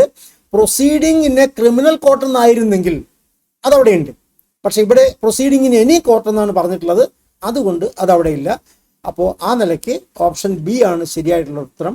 18 ഓപ്ഷൻ ബി ആണ്. 19ാമത്തെ ചോദ്യം, among the following what is the relief which the plaintiff cannot claim in a petition filed under section 28 clause 3 of the specific relief act? Order to redeem the mortgage, delivery of possession, execution of conveyance deed, execution of a lease deed. Section 28 പറയുന്നത് റെസിഷനുമായിട്ട് ബന്ധപ്പെട്ട കാര്യങ്ങളാണ്. റെസിഷൻ എപ്പോൾ പറയാം. അതുപോലെ തന്നെ specific performance order ചെയ്തിട്ടും ഒരാൾ ആ സ്പെസിഫിക് പെർഫോമൻസിന് തയ്യാറായി വരുന്നില്ലെങ്കിൽ കോൺട്രാക്ട് റിസൈൻഡ് ചെയ്യാൻ ആവശ്യപ്പെടുന്നതിനോടൊപ്പം താഴെ പറയുന്നതിൽ ഏതൊക്കെ ചോദിക്കാം എന്നാണ് ഈ ചോദ്യത്തിൻ്റെ ഉദ്ദേശം. അപ്പോൾ അതാണ് സെക്ഷൻ 28 പറയുന്നത്. Order to redeem the mortgage, delivery of possession, execution of conveyance deed, execution of a lease deed. അപ്പോൾ ഈ 3 കാര്യങ്ങൾ, പ്രോപ്പർട്ടി മറ്റേയാളുടെ കയ്യിലാണ്, അയാളോട് തിരിച്ചു തരാൻ പറഞ്ഞു, അപ്പോൾ സ്പെസിഫിക് പെർഫോമൻസ് ഓർഡർ ചെയ്തു, അയാൾ തരുന്നില്ല. അല്ലെങ്കിൽ ലീസ് എന്താ പറയുക സെയിൽ നടത്താൻ പറഞ്ഞു, പർച്ചേസ് മണി, ഇങ്ങനത്തെ സാഹചര്യങ്ങളിലൊക്കെ സ്പെസിഫിക് പെർഫോമൻസ് ഓർഡർ ചെയ്തിട്ട് നടക്കുന്നില്ലെങ്കിൽ സെല്ലർ അല്ലെങ്കിൽ ലെസർ അയാൾ ആവശ്യപ്പെടുകയാണ് കോൺട്രാക്ട് റിസൈൻ ചെയ്യണം, പ്ലസ് എനിക്ക് ഇതുകൂടെ വേണം. അപ്പോൾ അയാൾക്ക് ചോദിക്കാവുന്നത് അങ്ങോട്ട് കൊടുത്തിട്ടുള്ള പൊസഷൻ ആണെങ്കിൽ തിരിച്ചു ചോദിക്കാം, കൺവെയൻസ് ഡീഡ് രജിസ്റ്റർ ചെയ്ത് കിട്ടണമെന്നുണ്ടെങ്കിൽ അത് എക്സിക്യൂട്ട് ചെയ്ത് ചോദിക്കാം, അതുപോലെ തന്നെ ലീസ് ഡീഡ് എക്സിക്യൂട്ട് ചെയ്യാനുണ്ടെങ്കിൽ അത് ചോദിക്കാം, അതിനൊന്നും കുഴപ്പമില്ല. റെഡീം എ മോർഗേജ് എന്ന് പറയുന്നത് ഇതിൽ വരുന്ന ഒരു പ്രശ്നമല്ല. അപ്പോൾ അതുകൊണ്ട് സെക്ഷൻ 90 ക്വസ്റ്റ്യൻ നമ്പർ 19ന്റെ ആൻസർ ഓപ്ഷൻ എ ആണ്. Option A is the correct answer. 20ാമത്തെ ചോദ്യം, one among the following statements is incorrect. Which is it? An easement alone cannot be transferred. A right to future maintenance, even if secured, cannot be transferred. Salary of a public officer after it has become payable can be transferred. A right to sue cannot be transferred. Transfer of property ആക്ടിലേക്കുള്ള ചോദ്യങ്ങളിലേക്ക് കടന്നിരിക്കുകയാണ്. Transfer of property ആക്ടിൽ section 6 ആണ് properties which cannot be transferred എന്ന് പറഞ്ഞിട്ട് ഒരു നീണ്ട list അവിടെ ഉണ്ട്.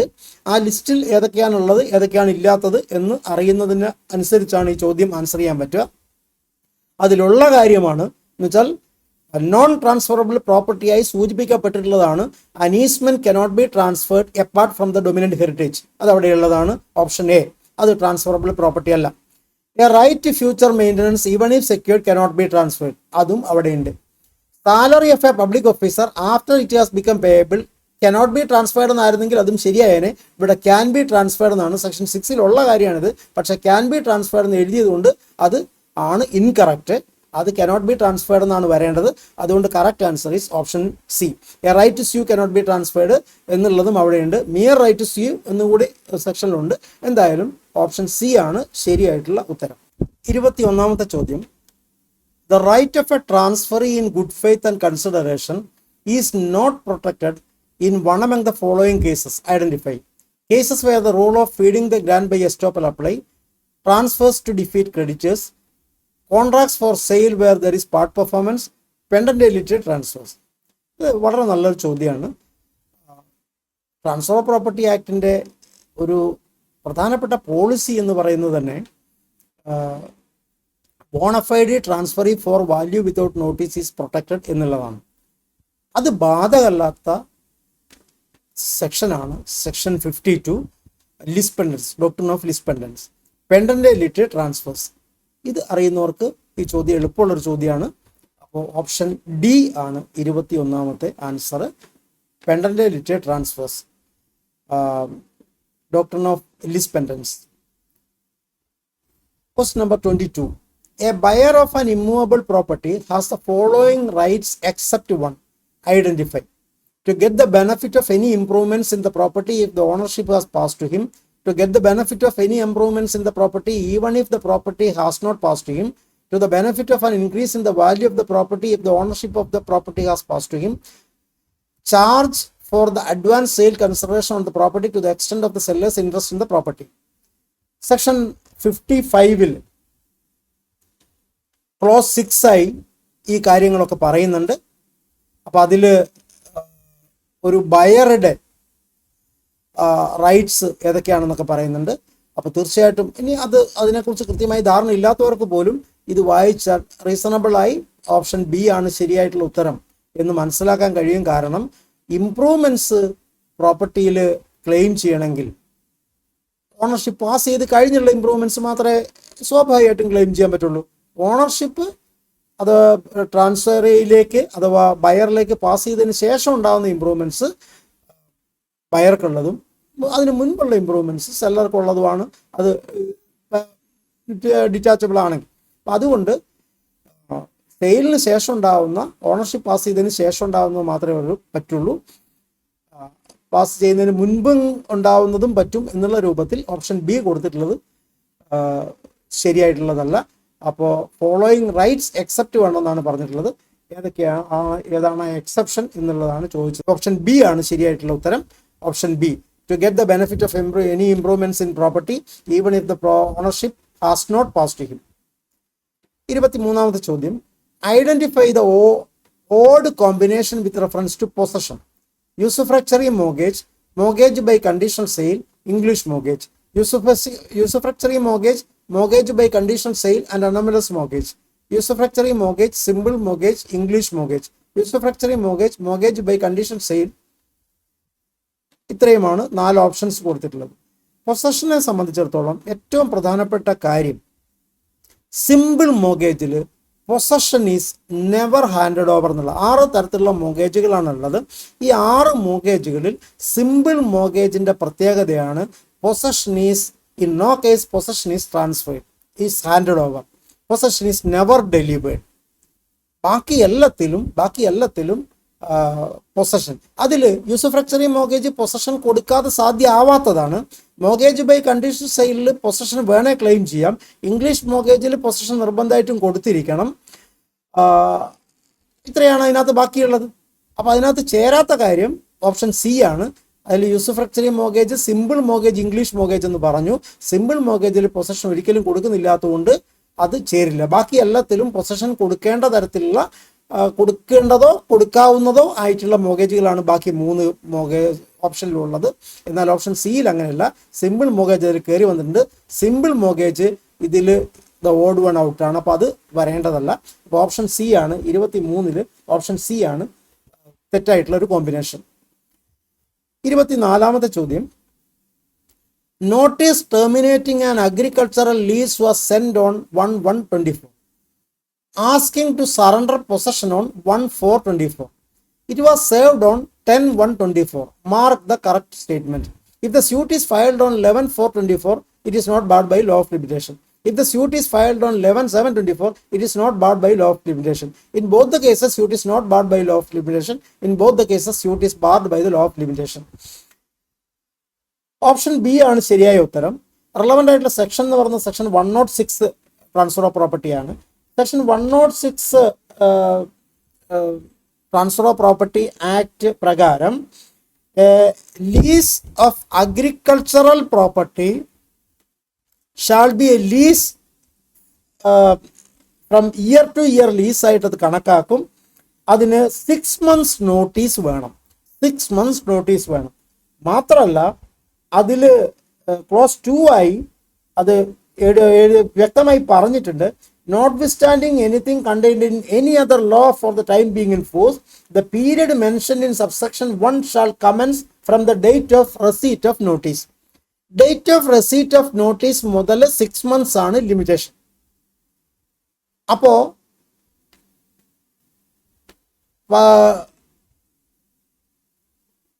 ശരിയായിട്ടുള്ള ഉത്തരം 11/7. അപ്പോൾ 11/7/2024 ഫയൽ ചെയ്യുകയാണെങ്കിൽ അത് is not barred by the law of limitation എന്ന് വരും. Question number 25. Read the following statements and choose the correct option. A gift of both existing and future properties is valid. If a gift comprises separate and independent transfers to the same donee, he can elect to accept one and reject the one. Statement number 1 is correct. Statement number 1 and 2 are incorrect. Statements number 1 and 2 are correct. Statement number 2 is correct. ഇവിടെ ഗിഫ്റ്റുമായി ബന്ധപ്പെട്ടിട്ടുള്ള ചോദ്യമാണ്. Section 122 ഗിഫ്റ്റിനെ define ചെയ്യുന്നുണ്ട് transfer of property ആക്ടിൽ. Gift is the transfer of certain existing movable or immovable property made voluntarily എന്നൊക്കെയാണ് പറഞ്ഞിട്ടുള്ളത്. So existing movable or immovable പ്രോപ്പർട്ടിയിൽ മാത്രമേ ഗിഫ്റ്റ് ചെയ്യാൻ പറ്റുള്ളൂ. എക്സിസ്റ്റിംഗ് ആൻഡ് ഫ്യൂച്ചർ പ്രോപ്പർട്ടീസ് എന്ന് പറയുന്നത് ശരിയല്ല. അപ്പോൾ ഒന്നാമത്തെ സ്റ്റേറ്റ്മെന്റ് തെറ്റാണ്.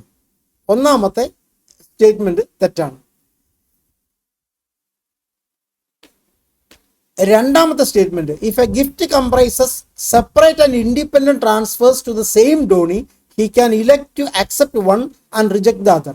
അത് ശരിയായിട്ടുള്ള കാര്യമാണ്. 2 ഗിഫ്റ്റ് തരുന്നു, ഒരെണ്ണം സ്വീകരിക്കാം, മറ്റേ സ്വീകരിക്കാതിരിക്കാം, 2 ട്രാൻസാക്ഷൻ ആയിട്ടാണെങ്കിൽ. അപ്പോൾ ഒന്നാമത്തേത് തെറ്റും രണ്ടാമത്തേത് ശരിയാണ്. അപ്പോൾ ഡി ആണ് കറക്റ്റ് ആയിട്ടുള്ള answer. Option D 25. 26. Choose the incorrect option. A negotiable instrument can be made payable to 1 person only, 2 persons jointly, 2 persons alternatively, 1 among several persons. ഇതിൽ the incorrect statement എന്ന് പറയുന്നത് 1 person only എന്നുള്ളതാണ്. Option A is the incorrect statement. Option A is the correct option. അതുകൊണ്ട് 26 എന്താണ് അങ്ങനെ പറയാൻ കാരണം? ചെക്കിനെ define ചെയ്യുന്നത് നെഗോഷ്യബിൾ ഇൻസ്ട്രുമെന്റ്സ് ആക്ടിലേക്ക് നമ്മൾ കടന്നിരിക്കുന്ന ചോദ്യങ്ങൾ. അതിൽ 4 defines section 4 defines A promissory note, 5 defines A bill of exchange and 6 defines a cheque. Bill of exchange തന്നെയാണ് ചെക്കും വിത്ത് സം അഡീഷണൽ കണ്ടീഷൻസ്. നമുക്ക് അതൊക്കെ വിശദമായിട്ട് പിന്നീട് പരിശോധിക്കാം. അപ്പം എന്തായാലും ഇതിനകത്ത് ബിൽ ഓഫ് എക്സ്ചേഞ്ച് ആയാലും അതുപോലെ തന്നെ ചെക്കായാലും ബെയറർ ഇൻസ്ട്രുമെന്റ്സും ഓർഡർ ഇൻസ്ട്രുമെന്റ്സും ഉണ്ട്. ഓർഡർ ഇൻസ്ട്രുമെന്റ്സ് എന്ന് പറയുമ്പോൾ എഴുതിയ പേയ്ക്ക് തന്നെ കൊടുക്കണം. അതല്ല, ബെയറർ ഇൻസ്ട്രുമെന്റ്സിൽ ആര് കൊണ്ടുവന്നാലും പേയബിൾ ടു ബെയറാണ്. അപ്പോൾ ബെയറർ ഇൻസ്ട്രുമെന്റിന്റെ ഒരു അടിസ്ഥാന സ്വഭാവം തന്നെ, ഒരു ക്യാരക്ടറിസ്റ്റിക് ഫീച്ചർ തന്നെ അത് ആർക്ക് വേണമെങ്കിലും പേയബിൾ ആണ് എന്നുള്ളതാണ്. അപ്പോൾ ഒരാൾക്ക് മാത്രം പേയബിൾ ആവുന്ന രൂപത്തിലല്ല ഒരു നെഗോഷ്യബിൾ ഇൻസ്ട്രുമെന്റിന്റെ രൂപം.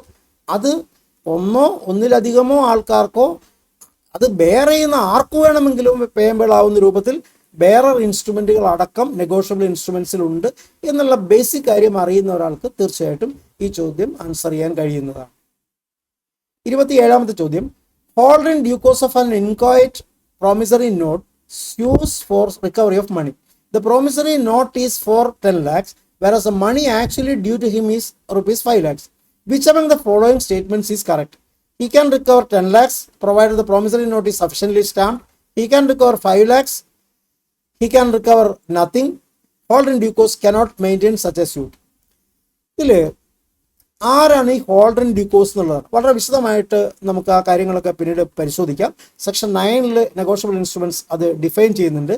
എന്തായാലും ഹോൾഡർ ഇൻ ഡ്യൂ കോഴ്സ് എന്ന് പറയുന്നത് വാല്യുബിൾ കൺസിഡറേഷൻ കൊടുത്ത് ഈ പ്രോമിസറി നോട്ട് മച്യൂരിറ്റിക്ക് ശേഷം കൈവശപ്പെടുത്തിയിട്ടുള്ള പൊസഷൻ ഏറ്റെടുത്ത് വാങ്ങിയിട്ടുള്ള ഒരു ഇന്നസെൻ്റ് ആയിട്ടുള്ള ഒരു ഗുഡ് ഫെയ്ത്തിൽ ഈ കാര്യം വാങ്ങിയിട്ടുള്ള ഒരു ബോണഫൈഡി ഹോൾഡറാണ് ഒരു ഹോൾഡർ ഇൻ ഡ്യൂ കോഴ്സ് എന്ന് പറയുന്നത്.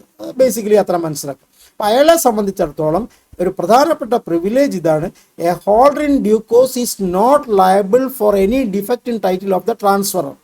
Transferor defect in title holder in due course ബാധിക്കില്ല. അങ്ങനെയാണെങ്കിൽ ഈ റുപ്പീസ് 10 lakhsന് on the face of the instrument rupees 10 lakhs ആണ് അതുള്ളത്. ആ റുപ്പീസ് 10 lakhs അയാൾക്ക് ചോദിക്കാൻ കഴിയണമായിരുന്നു. അതിന് പ്രശ്നമൊന്നുമില്ല. അങ്ങനെ ഒരു പ്രൊട്ടക്ഷൻ ഹോൾഡർ ഇൻ ഡ്യൂ കോഴ്സിന് കൊടുക്കുന്നുണ്ട്. ഇവിടെ പക്ഷെ പ്രശ്നം, ഇയാൾ 10 lakhs കൺസിഡറേഷൻ കൊടുത്തിട്ടില്ല. ഇയാൾ കൊടുത്തിട്ടുള്ളത് 5 ലക്ഷം മാത്രമാണ്. ഒരു ബോണഫൈഡ് ഇന്നസെന്റ് പർച്ചേസർ ആണെങ്കിൽ അയാൾ 5 lakhs ചോദിക്കുള്ളൂ. അയാൾ 10 lakhs ചോദിക്കുന്നില്ല. അപ്പോൾ 5 lakhs മാത്രം കൊടുത്ത് മേടിച്ച ഇൻസ്ട്രുമെന്റ് 10 lakhsനാണ് തെറ്റായിട്ടുള്ളത് എന്നുള്ളത് കൊണ്ട് 10 lakhsന് ക്ലെയിം ചെയ്യുകയാണെങ്കിൽ അത് ഇൻക്വയറ്റ് പ്രോമിസറി നോട്ടാണ്. ഇൻക്വയറ്റ് പ്രോമിസറി നോട്ട് എന്ന് പറഞ്ഞ അർത്ഥം എന്താ? ഇൻക്വയറ്റ് പ്രോമിസറി നോട്ട് എന്ന് പറഞ്ഞ അർത്ഥം അത് ഒപ്പ് മാത്രം ഇട്ടിട്ട് കൊടുത്തിട്ടുള്ള പ്രോമിസറി നോട്ടാണ്. അതിലുള്ള എമൗണ്ട് ഇയാൾ സ്വന്തം എഴുതി ചേർത്താണ്. അപ്പോൾ 5 ലക്ഷത്തിന് മാത്രം മേടിച്ച ഒരു കാര്യത്തിൽ 10 ലക്ഷം അയാൾ സ്വയം എഴുതി ചേർത്താണ്. അങ്ങനെ 10 ലക്ഷം അയാൾ സ്വയം എഴുതി ചേർക്കുന്നതോടുകൂടി അയാൾ ഒരു bona fide holder in due course അല്ലാതെ വരുന്നു. അയാൾക്ക് ചെയ്യാൻ പറ്റുന്നില്ല. He will be playing a fraud on the court for the purpose of getting unjust enrichment എന്ന് പറയാൻ പറ്റും. അപ്പോൾ അത് അൺജസ്റ്റ് എൻറിച്ച്മെന്റ് കിട്ടാൻ വേണ്ടി അയാൾ ചെയ്യുന്ന ഒരു അൺലോഫുൾ പ്രവൃത്തിയാണ്. അയാൾക്ക് നിയമപരമായിട്ട് 5 ലക്ഷം മാത്രമേ ചോദിക്കാൻ പറ്റുള്ളൂ. 5 ലക്ഷത്തിനുള്ള കാര്യമേ അയാൾ കൊടുത്തിട്ടുള്ളൂ. അപ്പോൾ അയാളത് ഫില്ല് ചെയ്യേണ്ടത് 5 ലക്ഷത്തിന് മാത്രമാണ്. മറിച്ച് അയാളിൽ നിന്ന് ഇതൊരു ഹോൾഡർ ഇൻ ഡ്യൂ കോഴ്സിലേക്ക് നെഗോഷിയേറ്റ് ചെയ്യപ്പെട്ടു എന്ന് വിചാരിക്കുക. എന്നിട്ട് എക്സ് എന്ന് പറയുന്ന ആളുടെ കയ്യിൽ അയാളും ഒരു ഹോൾഡർ ഇൻ ഡ്യൂ കോഴ്സ് ആണ്. അയാൾ 10 ലക്ഷം രൂപ കൊടുത്ത് ഈ നെഗോഷ്യബിൾ ഇൻസ്ട്രുമെന്റ് വാങ്ങിയെന്ന് വിചാരിക്കുക. എങ്കിൽ എക്സിന് 10 ലക്ഷത്തിന് കേസ് കൊടുക്കാൻ പറ്റും. അതാണ് അതിൻ്റെ പ്രത്യേകത. ആ കാര്യങ്ങളൊക്കെ വിശദമായിട്ട് നമുക്ക് പിന്നീട് ക്ലാസ്സിൽ സംസാരിക്കാം. ഇപ്പം ഞാൻ സൂചിപ്പിച്ചു എന്ന് മാത്രമേ ഉള്ളൂ. 28ാമത്തെ ചോദ്യം: who among the following cannot negotiate A negotiable instrument? Payee, drawer, drawee, എൻഡോസി. ആരാണ് ഈ ആൾക്കാരൊക്കെ എന്നൊക്കെ അറിയുന്ന നെഗോഷ്യബിൾ ഇൻസ്ട്രുമെന്റ്സിനെ കുറിച്ച് അടിസ്ഥാന ധാരണയുള്ളവർക്ക് ഈ ചോദ്യം പ്രശ്നമല്ല. ഡ്രോയി ആണ് ഉത്തരം. ഓപ്ഷൻ സി ആണ് ശരിയായിട്ടുള്ള ഉത്തരം. കാരണം ഡ്രോയി എന്ന് പറയുന്നത് is a person who is bound to pay, not to negotiate. അയാളുടെ കയ്യിൽ ഈ ഇൻസ്ട്രുമെന്റ് എത്തുന്നതോടെ what he's to do is to pay the instrument. അപ്പോൾ ഡ്രോയി എന്ന് പറയുന്നത് ദ ഡ്രോയർ എന്താ പറയുക, commands the drawee to pay a certain sum of money to the payee. ഇതാണ് ഒരു ബിൽ ഓഫ് എക്സ്ചേഞ്ചിന്റെ സ്റ്റാൻഡേർഡ് ഫോം എന്ന് പറയുന്നത്. അപ്പോൾ അതിനകത്ത് ഡ്രോയി പൈസ കൊടുക്കാനുള്ള ആളാണ്. ബാക്കി 3 പേരും പൈസ കിട്ടേണ്ട ആൾക്കാരാണ്. കിട്ടേണ്ട ആൾക്കാർക്ക് മാത്രമേ നെഗോഷിയേറ്റ് ചെയ്യാൻ പറ്റുള്ളൂ. കൊടുക്കേണ്ട ആൾക്ക് നെഗോഷിയേറ്റ് ചെയ്യാൻ പറ്റില്ല. അയാൾ പൈസ കൊടുക്കുകയാണ് വേണ്ടത്. അപ്പോൾ സ്വാഭാവികമായിട്ട് സി ആണ് ശരിയായിട്ടുള്ള ഉത്തരം. 29. A plea of material alteration does not affect filling up of a duly stamped inchoate instrument, conversion of a general crossing in a cheque in to special crossing, conversion of an endorsement in blank into endorsement in all the above. ഇതിനകത്ത് material alteration ആവാത്തത് എന്തെന്നുള്ളത് ആണ് ചോദ്യം. Material alteration എന്താണ് എന്നൊക്കെയുള്ള കാര്യങ്ങളെക്കുറിച്ച് വിശദമായിട്ട് പറയാം. എന്തായാലും ഇവിടെ എ, ബി, സി ആയി പറഞ്ഞേക്കുന്ന 3 ഓപ്ഷൻസും മെറ്റീരിയൽ ഓൾട്ടറേഷൻസ് അല്ല എന്ന് സ്റ്റാറ്റ്യൂട്ട് എടുത്തു പറയുന്ന കാര്യങ്ങളാണ്. ഒരു ഡ്യൂലി സ്റ്റാമ്പ്ഡ് ഇൻകോയിറ്റ് ഇൻസ്ട്രുമെന്റ് എന്ന് പറഞ്ഞാൽ blank instrument but duly stamped and signed. അങ്ങനെ ആയിട്ടുള്ള ഡ്യൂലി സ്റ്റാമ്പ്ഡ് ഇൻക്വയറ്റ് ഇൻസ്ട്രുമെന്റ് അത് ഫില്ല് ചെയ്യുന്നത് material alteration of the instrument അല്ല. ജനറൽ ക്രോസിങ്ങിനെ സ്പെഷ്യൽ ക്രോസിംഗ് ആക്കി മാറ്റുന്നത് ഏത് ഹോൾഡർക്കും ചെയ്യാവുന്ന കാര്യമാണ്. അതും മെറ്റീരിയൽ ഓൾട്ടറേഷൻ അല്ല. എൻഡോസ്മെന്റ് ഇൻ ബ്ലാങ്കിനെ എൻഡോസ്മെന്റ് ഇൻ ഫുൾ ആക്കി മാറ്റുന്നതും മെറ്റീരിയൽ ഓൾട്ടറേഷൻ അല്ല. അപ്പോൾ അതുകൊണ്ട് ഡി ആണ് ശരിയായിട്ടുള്ള ഉത്തരം. 30ാമത്തെ ചോദ്യം, juxtapose sections 118 and 139 of the Negotiable Instruments Act and choose the incorrect option. Both are rebuttable presumptions. Section 118 deals with the different kinds of presumptions, whereas Section 139 deals with the consideration of a particular kind. Section 118 applies to civil cases alone and Section 139 applies to criminal cases alone. In both, presumption can be drawn in favor of a holder in due course. Option, both are rebuttable presumptions എന്നുള്ളത് നമുക്ക് അറിയേണ്ടത് ഏതാണ് തെറ്റായിട്ടുള്ള option എന്നുള്ളതാണ്. റിബട്ടബിൾ presumptions ആണ് എന്നുള്ളത് ശരിയാണ്. രണ്ട് പ്രിസംഷനും സെക്ഷൻ എന്താണ് 118 പ്രിസംഷനും 139 പ്രിസംഷനും എന്ന് പറയുന്നത്? 118 ജനറലായിട്ട് നെഗോഷ്യബിൾ ഇൻസ്ട്രുമെൻസിന് എല്ലാം ബാധകമായിട്ടുള്ള various different kinds of presumptions ആണ് 118 എന്നാൽ 139 ഒരു പ്രത്യേക തരം എന്ന് വെച്ചാൽ ചെക്കിനെ കുറിച്ച് മാത്രമാണ്. അത് തന്നെയും insufficiency of funds in the drawer's account അതിനെക്കുറിച്ചാണ് പറയുന്നത്. അപ്പോൾ അതുകൊണ്ട് 118 deals with different kinds of presumptions, വേറെ section 139 deals with consideration of a particular kind എന്ന് പറഞ്ഞേക്കുന്ന ഓപ്ഷൻ ബിയും ശരിയായിട്ടുള്ള കാര്യമാണ്. D in both presumptions can be drawn in favour of a holder in due course എന്ന് പറഞ്ഞതും ശരിയാണ്. പക്ഷേ സി ശരിയല്ല. Section 118 applies to civil cases alone, section 139 applies to criminal cases alone എന്ന് പറയുന്നത് ശരിയല്ല. രണ്ടും എല്ലാ കേസുകൾക്കും ബാധകമായിട്ടുള്ളതാണ്. അപ്പോൾ ഓപ്ഷൻ സി 30 ഓപ്ഷൻ സി ആണ് തെറ്റായിട്ടുള്ള കാര്യം പറഞ്ഞിട്ടുള്ളത്. അതുകൊണ്ട് ശരിയായിട്ടുള്ള ഓപ്ഷൻ എന്ന് പറയുന്നത് ഓപ്ഷൻ സി ആണ്. ആൻസർ ഓപ്ഷൻ സി ആയിട്ട് വരും. 31ാമത്തെ ചോദ്യം, which among the following does not match a contract iberime fide? Always tripartite, utmost good faith, related more to insurance contracts, parties shall not withhold critical information from one another. Contract of utmost good faith എന്നുള്ളതാണ് contract uberrimae fidei എന്ന് പറഞ്ഞ അർത്ഥം. Contract of utmost good faith. അപ്പോൾ ഇതറിയുന്നവർക്ക് ചോദ്യം സിമ്പിളാണ്. Option B ശരിയാണ് പറഞ്ഞിട്ടുള്ളത്. ഓപ്ഷൻ സി അത് ഇൻഷുറൻസ് കോൺട്രാക്റ്റുകളിലാണ് കൂടുതലായി ഇത്തരത്തിലുള്ള കോൺട്രാക്റ്റുകൾ ഉള്ളത് എന്നുള്ളത് പ്രാക്ടിക്കലായിട്ട് നമുക്ക് അറിയുന്ന കാര്യമാണ്. Party shall not withhold critical information, അതുകൊണ്ടാണ് അറ്റ്മോസ്റ്റ് ഗുഡ് ഫെയ്ത്ത് എന്ന് പറയുന്നത്. അപ്പോൾ ബി സി ഡി അത് മൂന്നും ശരിയായിട്ടുള്ളതാണ്. പക്ഷേ ഓൾവേസ് ട്രൈപാർട്ടേറ്റ് എന്ന് പറയുന്നത് ശരിയായിട്ടുള്ളൊരു കാര്യമല്ല. അങ്ങനെ ഒരു കാര്യമില്ല. അത് ഒരു സാധാരണ നിലയ്ക്കുള്ള രണ്ട് വ്യക്തികൾ തമ്മിലുള്ള കോൺട്രാക്ട് തന്നെയാണ്. അതുകൊണ്ട് ഓപ്ഷൻ എ ആണ് ശരിയായിട്ടുള്ള ആൻസർ. 32ാമത്തെ ചോദ്യം, which among the following statements does not match a standard firm contract?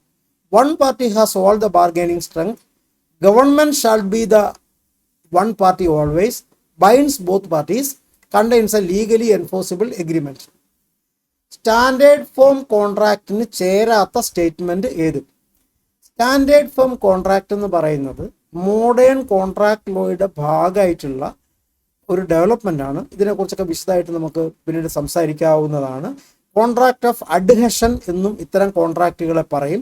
Contract of adhesion അഥവാ ടൈലർ മെയ്ഡ് കോൺട്രാക്ട്സ് അഥവാ സ്റ്റാൻഡേർഡ് ഫോം കോൺട്രാക്ട്സ് എന്നൊക്കെ ഇത്തരം കോൺട്രാക്റ്റുകൾ പറയും.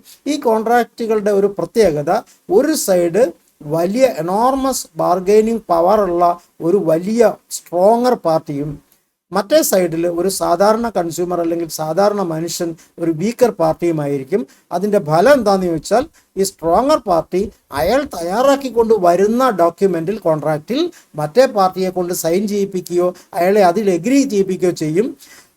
അയാളെ സംബന്ധിച്ചിടത്തോളം അതിനോട് ഒട്ടിച്ചേരാനുള്ള കോൺട്രാക്ട് ഓഫ് അഡ്ഹഷൻ എന്ന് പറയാം. അതിൽ ചേരുകയോ ചേരാതിരിക്കുകയോ എന്ന രണ്ട് ഓപ്ഷൻ മാത്രമേ ഉള്ളൂ. അല്ലാതെ ടേംസ് ഡിക്റ്റേറ്റ് ചെയ്യാനോ നെഗോഷിയേറ്റ് ചെയ്യാനോ ബാർഗെയിൻ ചെയ്യാനോ ഒന്നുള്ള യാതൊരു അവകാശവും സ്റ്റാൻഡേർഡ് ഫോം കോൺട്രാക്ട്സിനെ സംബന്ധിച്ചിടത്തോളം ഈ വീക്കർ പാർട്ടിക്കില്ല. ഇതാണ് സ്റ്റാൻഡേർഡ് ഫോം കോൺട്രാക്റ്റിൻ്റെ ഒരു ക്യാരക്ടറിസ്റ്റിക് ആയിട്ടുള്ള നേച്ചർ എന്ന് പറയുന്നത്. നമ്മളിപ്പോൾ ബാങ്കിൽ ചെന്ന് ലോൺ എടുക്കുകയാണെങ്കിൽ ബാങ്ക് ഇങ്ങോട്ട് തരും, നമ്മളതിൽ 38 ഒപ്പ് ഇട്ട് കൊടുക്കണം, അല്ല 52 ഒപ്പ് ഇട്ട് കൊടുക്കണം. നമ്മൾ ഇൻഷുറൻസ് കോൺട്രാക്ട് എടുക്കാൻ പോകുന്നു, ഇൻഷുറൻസ് കമ്പനി തരും. റെയിൽവേയിൽ ടിക്കറ്റ് എടുക്കുന്നു, ടിക്കറ്റിൻ്റെ ബാക്കിൽ അതിൻ്റെ ടേംസ് ഒക്കെ എഴുതിയിട്ടുണ്ട്, നമുക്ക് ഒന്നുകിൽ എടുക്കാം അല്ലെങ്കിൽ എടുക്കാതിരിക്കാം. ഇങ്ങനെയൊക്കെ ഉള്ളതൊക്കെ സ്റ്റാൻഡേർഡ് ഫോം കോൺട്രാക്ട്സ് ആണ്. ഇതൊക്കെ മനസ്സിലാക്കുന്ന ഒരാൾക്ക് ഉത്തരം വളരെ എളുപ്പമാണ്. One party has all the bargaining strength ശരിയാണ്. സി ബൈൻസ് ബോത്ത് പാർട്ടീസ് ശരിയാണ്. കണ്ടെയ്ൻസ് ലീഗലി എൻഫോഴ്സിബിൾ എഗ്രിമെൻറ്റ് ശരിയാണ്. പക്ഷേ ഒരു സൈഡിൽ ഗവൺമെൻറ് ആയിരിക്കണം എന്നുള്ളത് ശരിയല്ല. അതിന് ഗവൺമെൻറ്റുമായിട്ട് പ്രത്യേകതയൊന്നും ഇതിനില്ല. ഗവൺമെൻറ് ആയിട്ടുള്ളതും പലപ്പോഴും അങ്ങനെയാണെന്ന് മാത്രമേ ഉള്ളൂ. നിർബന്ധമൊന്നുമില്ല. ഞാൻ ഈ പറഞ്ഞ പോലെ ബാങ്കോ ഇൻഷുറൻസ് കമ്പനിയോ റെയിൽവേ കമ്പനിയോ ആരും വേണമെങ്കിലും ആകാവുന്നതേ ഉള്ളൂ. അതുകൊണ്ട് ഓപ്ഷൻ ബി ആണ് തെറ്റായിട്ടുള്ള കാര്യം പറഞ്ഞിട്ടുള്ളത്. അതുകൊണ്ട് ശരിയായ ആൻസർ ഓപ്ഷൻ ബി ആണ്. 33ാമത്തെ ചോദ്യം, every agreement by which anyone is restrained from exercising a lawful profession, trade or business of any kind is to that extent void. This rule is absolute, not applicable to the legal profession, not applicable to the advertising business, not applicable if goodwill is sold. ഇതിൽ section 27 of the Indian contract agreement in restraint of ട്രേഡിനെ കുറിച്ചാണ് പറയുന്നത്. അത്തരം agreement in restraint of trade void എന്ന് section 27 പറയുന്നുണ്ട്. പക്ഷേ സെക്ഷനിൽ തന്നെ ഒരു എക്സെപ്ഷൻ സെക്ഷനിൽ തന്നെ കാർവ് ചെയ്തിട്ടുണ്ട്. അത് this section is not applicable if in the case of sale of goodwill എന്ന് അവിടെ തന്നെ പറയുന്നുണ്ട്. അപ്പോൾ അതൊരു ഡയറക്റ്റ് ചോദ്യമാണ്. ആ സെക്ഷൻ അറിയുന്നവർക്ക് അത് വളരെ ഡയറക്റ്റ് ആയിട്ടുള്ള സിമ്പിൾ ആയിട്ടുള്ള ചോദ്യമാണ്. So option D is the answer. When a check issued towards payment of a time-barred debt is returned due to insufficiency of funds, whether an offence under section 138 of the Negotiable Instruments Act will be attractive. ഇത് ഒരു നല്ല ചോദ്യമാണ്. Recent ആയിട്ട് അത് നേരത്തെ ഉണ്ടായിരുന്ന ഒരു confusion മാറി. കുറച്ച് വർഷങ്ങൾക്ക് മുമ്പാണ് ഇക്കാര്യത്തിൽ തീരുമാനം ഫൈനലായിട്ടുള്ളത് ഉണ്ടായിട്ടുള്ളത്. കേരള ഹൈക്കോടതിയുടെ അടക്കമുള്ള ചില വിധികളിലൂടെ, പിന്നീട് സുപ്രീം കോടതി എൻഡോസ് ചെയ്തിട്ടുള്ള വിധികളിലൂടെ അത് വന്നിട്ടുണ്ട്. വളരെ മനോഹരമായിട്ടുള്ള ഒരു ആർഗ്യുമെൻ്റാണ്. ആ കാര്യങ്ങളൊക്കെ വിശദമായിട്ട് സംസാരിക്കേണ്ടതുണ്ട്. എന്തായാലും യെസ് എന്നുള്ളത് ആണ് അതിൻ്റെ ഉത്തരം. സി ആണ് ശരിയായിട്ടുള്ള ഉത്തരം. ഇതിൽ ആപ്ലിക്കബിൾ ആവുന്ന സെക്ഷൻ എന്ന് പറയുന്നത് എന്താണ് ഇവിടെ section 25 close 3 of the Indian contract act പ്രകാരം ടൈം ബാർഡ് ഡെറ്റിനെ അക്നോളജ് ചെയ്യുകയാണെങ്കിൽ, ഇൻ റൈറ്റിംഗ് അക്നോളജ് ചെയ്യുകയാണെങ്കിൽ അതിന് ഫ്രഷ് കൺസിഡറേഷൻ ആവശ്യമില്ല എന്നുള്ളതാണ്. വിശദമായിട്ട് വിശദീകരിക്കേണ്ട കാര്യമാണ്. അറിയുന്ന ആൾക്കാർക്കറിയാം. ഒരുപാട് ഡിസിഷൻസ് ഉണ്ട് ആ കാര്യത്തെ സംബന്ധിച്ച്. Yes since the cheque is valid എന്നുള്ളതാണ് ശരിയായിട്ടുള്ള ഉത്തരം. 34 ആണ് ഉത്തരം. ആപ്ലിക്കബിൾ സെക്ഷൻസ് എന്ന് പറയുന്നത് 25 close 3 of the Indian contract act ആണ്. 25 close 3 of the contract act ആണ്. അതുകൊണ്ട് സെക്ഷൻ 138 നെഗോഷ്യബിൾ ഇൻസ്ട്രുമെന്റ്സ് ആക്ടിൽ അത് വരും. ആ ചെക്ക് വാലിഡ് ആയതുകൊണ്ടാണ് വരുന്നത്. ചെക്ക് വാലിഡ് ആണെങ്കിൽ അതിൽ ഫണ്ട് ഇൻസഫിഷ്യൻ്റ് ആയിട്ട് വരികയാണെങ്കിൽ ഒഫൻസ് 138 നിൽക്കും. ഈ കാര്യം ഇപ്പോൾ വെൽ സെറ്റിൽഡ് ആണ്. 35ാമത്തെ ചോദ്യം, A contract is entered into for a sum of 10 lakhs. A sum of 2 lakhs is named in the contract as a penalty to be paid in case of breach of contract. In a suit filed alleging breach of contract, what shall be the entitlement of the plaintiff? Reasonable amount not exceeding 10 lakhs, reasonable amount not exceeding 2 lakhs, reasonable amount exceeding 2 lakhs, reasonable amount exceeding 10 lakhs. ഇത് കുറച്ചൊന്ന് പറയാനുണ്ട്. എങ്കിലും ഇപ്പോഴത്തെ ആവശ്യത്തിന് വേണ്ടി സംസാരിക്കുമ്പോൾ നമുക്ക് കാണാൻ പറ്റുന്ന കാര്യം സ്റ്റിപ്പുലേറ്റഡ് ഡാമേജസും പെനാൽറ്റിയും തമ്മിലുള്ള വ്യത്യാസമാണ്. സ്റ്റിപ്പുലേറ്റഡ് ഡാമേജസ് എന്ന് പറയുന്നത് കോൺട്രാക്റ്റിൽ തന്നെ ബ്രീച്ച് ഉണ്ടായാൽ ഇത്ര രൂപ ബ്രീച്ച് ഉണ്ടാക്കിയാൽ മറ്റേ കൊടുക്കണം എന്നൊരു ക്ലോസും കൂടി എഴുതി ചേർക്കുന്നതാണ്. അതിവിടെ ഈ കോൺട്രാക്റ്റിലുണ്ട്. അത് പറഞ്ഞിട്ടുള്ളത് 2 ലക്ഷം രൂപയാണ്. അപ്പോൾ 2 ലക്ഷം രൂപ. എന്നാൽ ഒരു ബേസിക് പ്രിൻസിപ്പിള് കോൺട്രാക്റ്റിൻ്റെ ബ്രീച്ചിന് ഒരിക്കലും പെനാൽറ്റി ക്ലെയിം ചെയ്യാൻ പറ്റില്ല. എന്നാൽ പാർട്ടീസിന് റീസണബിൾ എമൗണ്ട് ഡാമേജസ് ആയി മറ്റൊരാൾക്കുണ്ടാകുന്ന നഷ്ടപരിഹാരമായി മുൻകൂട്ടി നിശ്ചയിക്കുന്നതുകൊണ്ട് കുഴപ്പമൊന്നുമില്ല. അങ്ങനെ മുൻകൂട്ടി നിശ്ചയിച്ചാൽ അത് കൊടുത്താൽ അവർക്ക് കോടതി പോവാതെ ആ കാര്യം കോൺട്രാക്റ്റിൻ്റെ ഭാഗമായി തന്നെ പരിഹരിക്കാൻ കഴിയും എന്നുള്ളതുകൊണ്ട് അന്യോന്യം ബ്രീച്ച് ഉണ്ടാവുകയാണെങ്കിൽ ബ്രീച്ച് ഉണ്ടാക്കിയ ആൾ ഇന്നസെൻറ്റ് പാർട്ടിക്ക് കൊടുക്കേണ്ട കോമ്പൻസേഷൻ എത്ര എന്നുള്ളതും കൂടി ചിലപ്പോൾ കോൺട്രാക്റ്റിൽ പറഞ്ഞു വെച്ചിട്ടുണ്ടാവാം. അങ്ങനെ വരുമ്പോൾ കോടതി എന്ത് ചെയ്യണമെന്ന് ചോദിച്ചാൽ സെക്ഷൻ 73 ഇന്ത്യൻ കോൺട്രാക്ട് ആക്ട് പ്രകാരമാണ് ക്വാണ്ടം ഓഫ് ഡാമേജസ് നിശ്ചയിക്കുന്നത്. സെക്ഷൻ 73 പ്രകാരം നിശ്ചയിക്കുന്ന എമൗണ്ട് എത്രയാണെന്ന് നോക്കണം. അതുപോലെ തന്നെ പെനാൽറ്റി പറഞ്ഞിരിക്കുന്നത് എത്രയാണെന്ന് നോക്കണം. ഒരു കാരണവശാലും 73 പ്രകാരമുള്ളത് അപ്പുറം പോകാൻ പറ്റില്ല. എന്ന് പറഞ്ഞാൽ പെനാൽറ്റി അതിൽ കുറവാണെങ്കിൽ അതായിരിക്കും. വിച്ചവർ ഈസ് ലെസ് ആണ്. റീസണബിൾ എമൗണ്ട് ആണോ പെനാൽറ്റി ആണോ കുറവ്, ഏതാണോ അതായിരിക്കും ഉണ്ടാവുക. അതുകൊണ്ട് reasonable amount not exceeding 2 lakhs, അതിനുള്ളിലുള്ള ഒരു റീസണബിൾ എമൗണ്ട് എന്നുള്ള പിന്നെ ബി ആൻസറാണ് ഇതിനെ സംബന്ധിച്ചിടത്തോളം കറക്റ്റ്. വിഷയം എന്ന് പറയുന്നത് സെക്ഷൻ 73 ഇന്ത്യൻ കോൺട്രാക്ട് ആക്ടും അതുപോലെ തന്നെ stipulated damages, liquidated damages and penalty തമ്മിലുള്ള വ്യത്യാസമാണ്. അതിനെക്കുറിച്ചൊക്കെ വിശദമായിട്ട് പരിശോധിച്ചാൽ ഈ ഉത്തരം വ്യക്തമാവും. 36ാമത്തെ ചോദ്യം, read the following and choose the correct option. A plea of non est factum can be taken by a signatory to a document, can be taken to plead that the document is invalid, can be taken to plead that the signatory was mistaken about its character, is a defense available in the contract law. ഇത് പ്ലീ of നോണസ്റ്റ് ഫാക്ടം എന്നത് ഒരു defence ആണ്. ആ ഡിഫൻസിൻ്റെ meaning this is not my document എന്താണ്, ഞാൻ ഇതല്ല വിചാരിച്ചത്, ഞാൻ ഒപ്പിട്ടത് ഇത് ഇങ്ങനെ ഒരു ഡോക്യുമെൻ്റ് ആണെന്ന് മനസ്സിലാക്കിക്കൊണ്ടല്ല, ഇത് എൻ്റെ ഡോക്യുമെൻ്റ് അല്ല, ഇത് എൻ്റെ കോൺട്രാക്റ്റ് അല്ല, ഞാൻ ഇതിൽ തെറ്റായി മിസ്റ്റേക്ക് കൊണ്ട് ഒപ്പിട്ട് പോയതാണ് എന്നൊക്കെയാണ് ഈ നോണസ്റ്റ് ഫാക്ടം എന്ന പ്ലീ കൊണ്ട് ഉദ്ദേശിക്കുന്നത്. അപ്പം അങ്ങനെ വരുമ്പോൾ can be taken by a signatory to a document, ഒന്ന് can be taken to plead that the document is invalid, രണ്ട് can be taken to plead the signatory was mistaken, is a defence available in court. ഈ എല്ലാ കാര്യങ്ങളും ശരിയാണ്,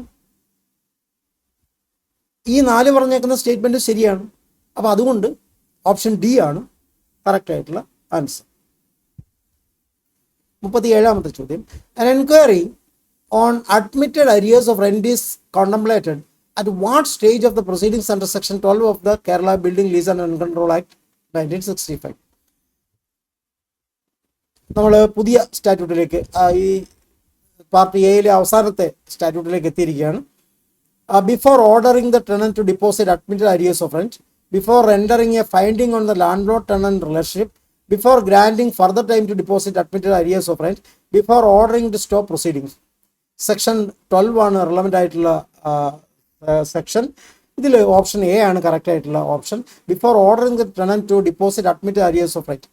admitted arrears of rent deposit ചെയ്യാൻ പറയുന്നതിന് മുൻപാണ് admitted അരിയേഴ്സിനെ സംബന്ധിച്ചുള്ള ഒരു എൻക്വയറി നടക്കേണ്ടത്. അങ്ങനെയാണ് അത് ഫൈനലൈസ് ചെയ്യുന്നത്.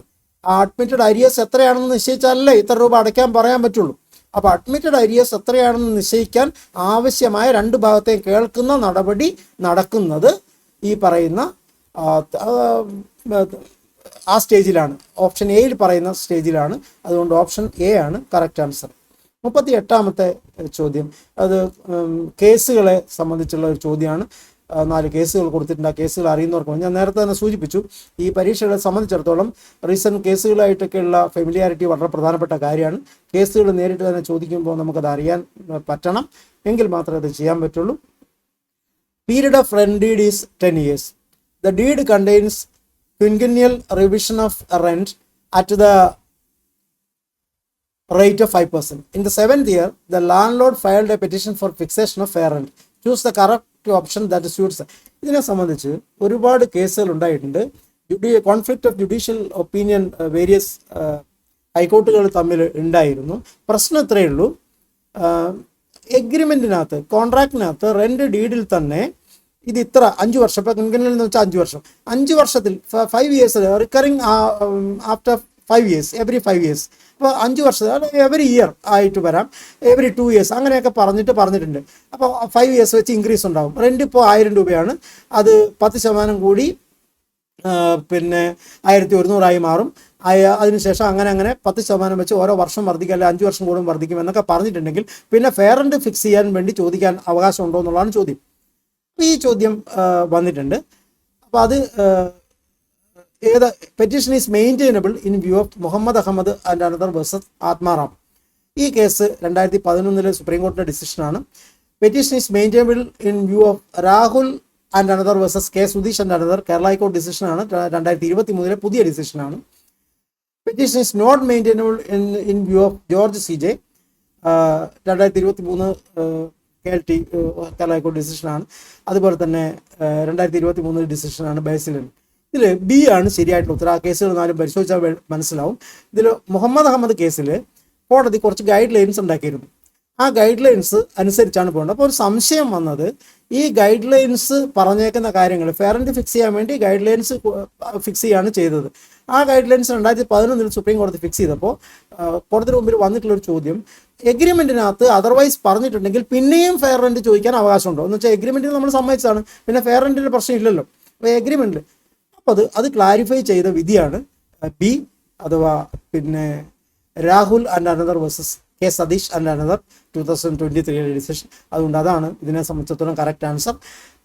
39ാമത്തെ ചോദ്യം, In a petition for eviction under section 11(3) of the Kerala Building Lease and Rent Control Act, the tenant claims the benefit of the second proviso to section 11(3). The burden of proof of both limbs is on the landlord.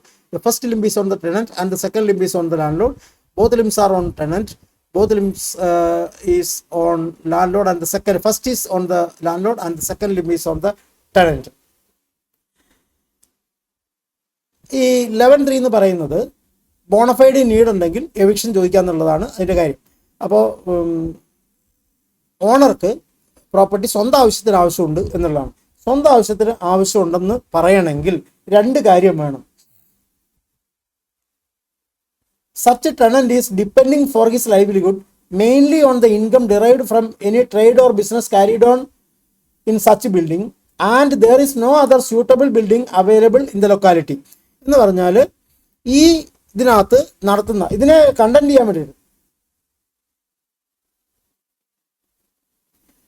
ടെനന്റിന് തിരിച്ചു പറയാനുള്ള കാര്യമാണ് പറയുന്നത്. ഡിഫൻസിന് എടുക്കാവുന്ന കാര്യമാണ് പറയുന്നത്.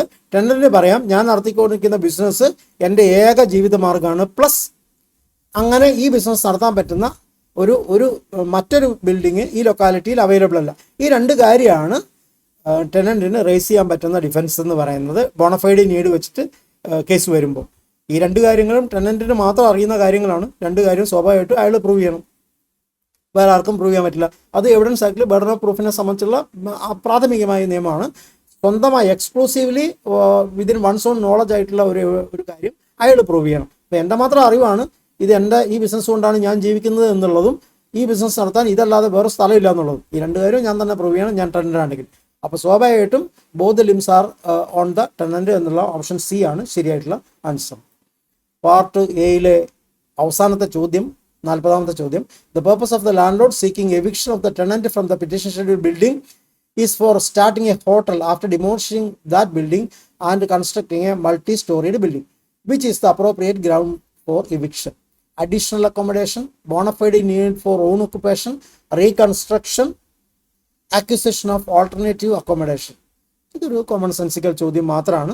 അയാൾക്ക് ഞാൻ നേരത്തെ പറഞ്ഞു 11(3)ൽ ബോണഫൈഡ് നീഡ് പറയാം, അങ്ങനെ ഓൺ ഒക്കുപ്പേഷന് വേണ്ടിയിട്ട് പറയാം. ഇവിടെ ഇപ്പോൾ ചോദിച്ചേക്കുന്നത് എന്താണ്, പെറ്റീഷൻ ഷെഡ്യൂൾ പ്രോപ്പർട്ടിയിൽ നിന്ന് പുറത്താക്കുന്നു, അവിടെ ബിൽഡിംഗ് ഡിമോളിഷ് ചെയ്ത് അയാൾക്ക് ഹോട്ടൽ സ്റ്റാർട്ട് ചെയ്യണം എന്നുള്ളതാണ് ആവശ്യം. അപ്പോൾ അയാളുടെ bona fide need for own occupation ആണ് അവിടെ വരുന്നത്. അതുകൊണ്ട് ഓപ്ഷൻ ബി ആണ് ശരിയായിട്ടുള്ള ആൻസർ. ഇപ്പോൾ നമ്മൾ 2024 കേരള ജുഡീഷ്യൽ സർവീസിലേക്കുള്ള പരീക്ഷകളുടെ പ്രിലിമിനറി പരീക്ഷയുടെ ക്വസ്റ്റ്യൻ പേപ്പറിൻ്റെ പാർട്ട് എ ഡിസ്കഷൻ കഴിഞ്ഞിരിക്കുകയാണ്. പാർട്ട് ബിയും സിയുമാണുള്ളത്. അത് മറ്റൊരു വീഡിയോയിൽ ചെയ്യാം. ഇപ്പോൾ ഈ വീഡിയോ ഓൾറെഡി അല്പം ലെങ്തി ആയതുകൊണ്ട് അടുത്തൊരു വീഡിയോയിലായിട്ട് അത് ചെയ്യാം. ഒരു കാര്യം കൂടി പറഞ്ഞുകൊണ്ട് ഈ വീഡിയോ അവസാനിപ്പിക്കാം. ഞാൻ തുടക്കത്തിൽ സൂചിപ്പിച്ചതുപോലെ റിട്സ് അതിൻ്റെ ജുഡീഷ്യറി എക്സാം പ്രിപ്പറേഷൻ വിങ് ആരംഭിച്ചിട്ടുണ്ട്. ജൂൺ മാസം 1-ാം തീയതി മുതൽ ഒരു വർഷത്തോളം നീണ്ടു നിൽക്കുന്ന പ്രിപ്പറേഷനാണ് 2025 സെഷനിലേക്കുള്ള കേരള ജുഡീഷ്യൽ സർവീസിൻ്റെ പരീക്ഷകൾക്ക് വേണ്ടിയുള്ള പരിശീലനം, വളരെ ഇൻറ്റൻസീവായിട്ടുള്ള പരിശീലനം നൽകാൻ വേണ്ടി തീരുമാനിച്ചിട്ടുള്ളത്. 1-2 കാര്യങ്ങൾ ഞങ്ങൾ ഈ പരിശീലനവുമായി ബന്ധപ്പെട്ട് തീരുമാനിച്ചിട്ടുള്ള കാര്യങ്ങൾ സൂചിപ്പിക്കാൻ വിചാരിക്കുകയാണ്. ഒന്നാമത്തെ കാര്യം, പ്രിലിമിനറി പരീക്ഷയ്ക്ക് വേണ്ടി ഒരു പ്രിപ്പറേഷൻ, മെയിൻ പരീക്ഷയ്ക്ക് വേണ്ടി മറ്റൊരു പ്രിപ്പറേഷൻ, ഇൻ്റർവ്യൂവിന് വേണ്ടി മൂന്നാമതൊരു പ്രിപ്പറേഷൻ എന്ന രീതിയിലൊന്നും ഇതിന് പ്രിപ്പയർ ചെയ്താൽ നമുക്ക് ലക്ഷ്യം നേടാനാവില്ല. മറിച്ച് പ്രിലിമിനറി സമയത്ത് തന്നെ ഈ ഒരു വർഷക്കാലം ഇൻ്റർവ്യൂവിനെ മുന്നിൽ കണ്ടുകൊണ്ട് തന്നെയുള്ള പ്രിപ്പറേഷൻ ഇപ്പം മുതലേ ആരംഭിക്കേണ്ടതുണ്ട്. അതിൻ്റെ അർത്ഥം പ്രിലിമിനറി കഴിഞ്ഞ് കിട്ടുമോ ഇല്ലയോ എന്ന് അറിഞ്ഞിട്ട് മെയിൻ നോക്കാം എന്ന് വിചാരിക്കാൻ സമയമില്ല. കാരണം പ്രിലിമിനറി എക്സാം കഴിഞ്ഞ് 2 മാസത്തിനുള്ളിൽ തന്നെ മെയിൻ എക്സാം വരും. റിസൾട്ട് വന്നു കഴിഞ്ഞാൽ ഉടനെ തന്നെ മെയിൻ എക്സാം വരും. മെയിൻ എക്സാം കഴിഞ്ഞാൽ വീണ്ടും 1-2 മാസത്തിനുള്ളിൽ ഇൻ്റർവ്യൂ വരും. അപ്പോൾ ആ നിലയ്ക്ക് അപ്പോൾ പിന്നെ സമയം ഉണ്ടാവാൻ സാധ്യതയില്ലാത്തതുകൊണ്ടാണ് നമ്മൾ വളരെ നേരത്തെ ഈ പ്രിപ്പറേഷൻ ആരംഭിക്കുന്നത്.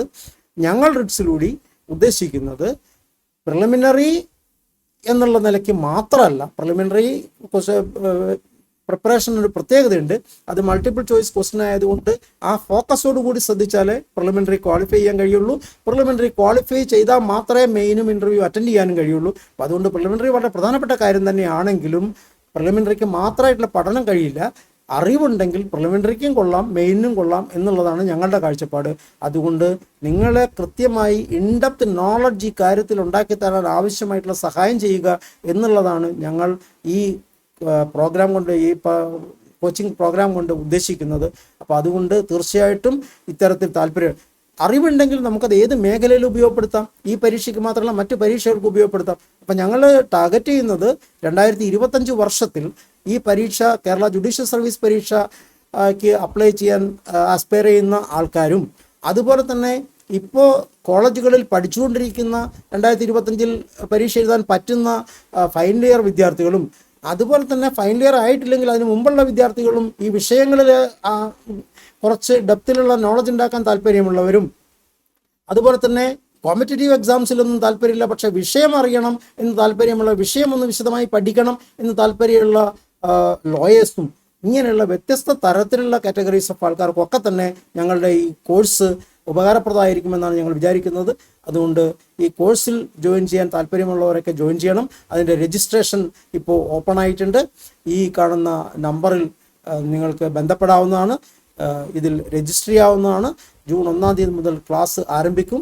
അപ്പോൾ അതുകൊണ്ട് ഞങ്ങൾ ആ ഒരു ഉറപ്പ്, ഞങ്ങളുടെ ഭാഗത്തു നിന്നുള്ള എല്ലാ ശ്രമവും എല്ലാ എഫേർട്ടും ഞങ്ങളുടെ കഴിവിൻ്റെ പരമാവധി ഞങ്ങൾ തരും എന്ന് മാത്രമാണ് ഈ അവസരത്തിൽ പറയാനുള്ളത്. വീഡിയോ ശ്രദ്ധിച്ച എല്ലാവർക്കും നന്ദി അറിയിക്കുകയാണ്. ഒപ്പം തന്നെ വീഡിയോ ഇഷ്ടമായെങ്കിൽ അത് കമൻസിലൂടെ അറിയിക്കാനും മറ്റുള്ളവരിലേക്ക് എത്തിക്കുന്നതിന് വേണ്ടി ഷെയർ ചെയ്യാനും അഭ്യർത്ഥിക്കുക.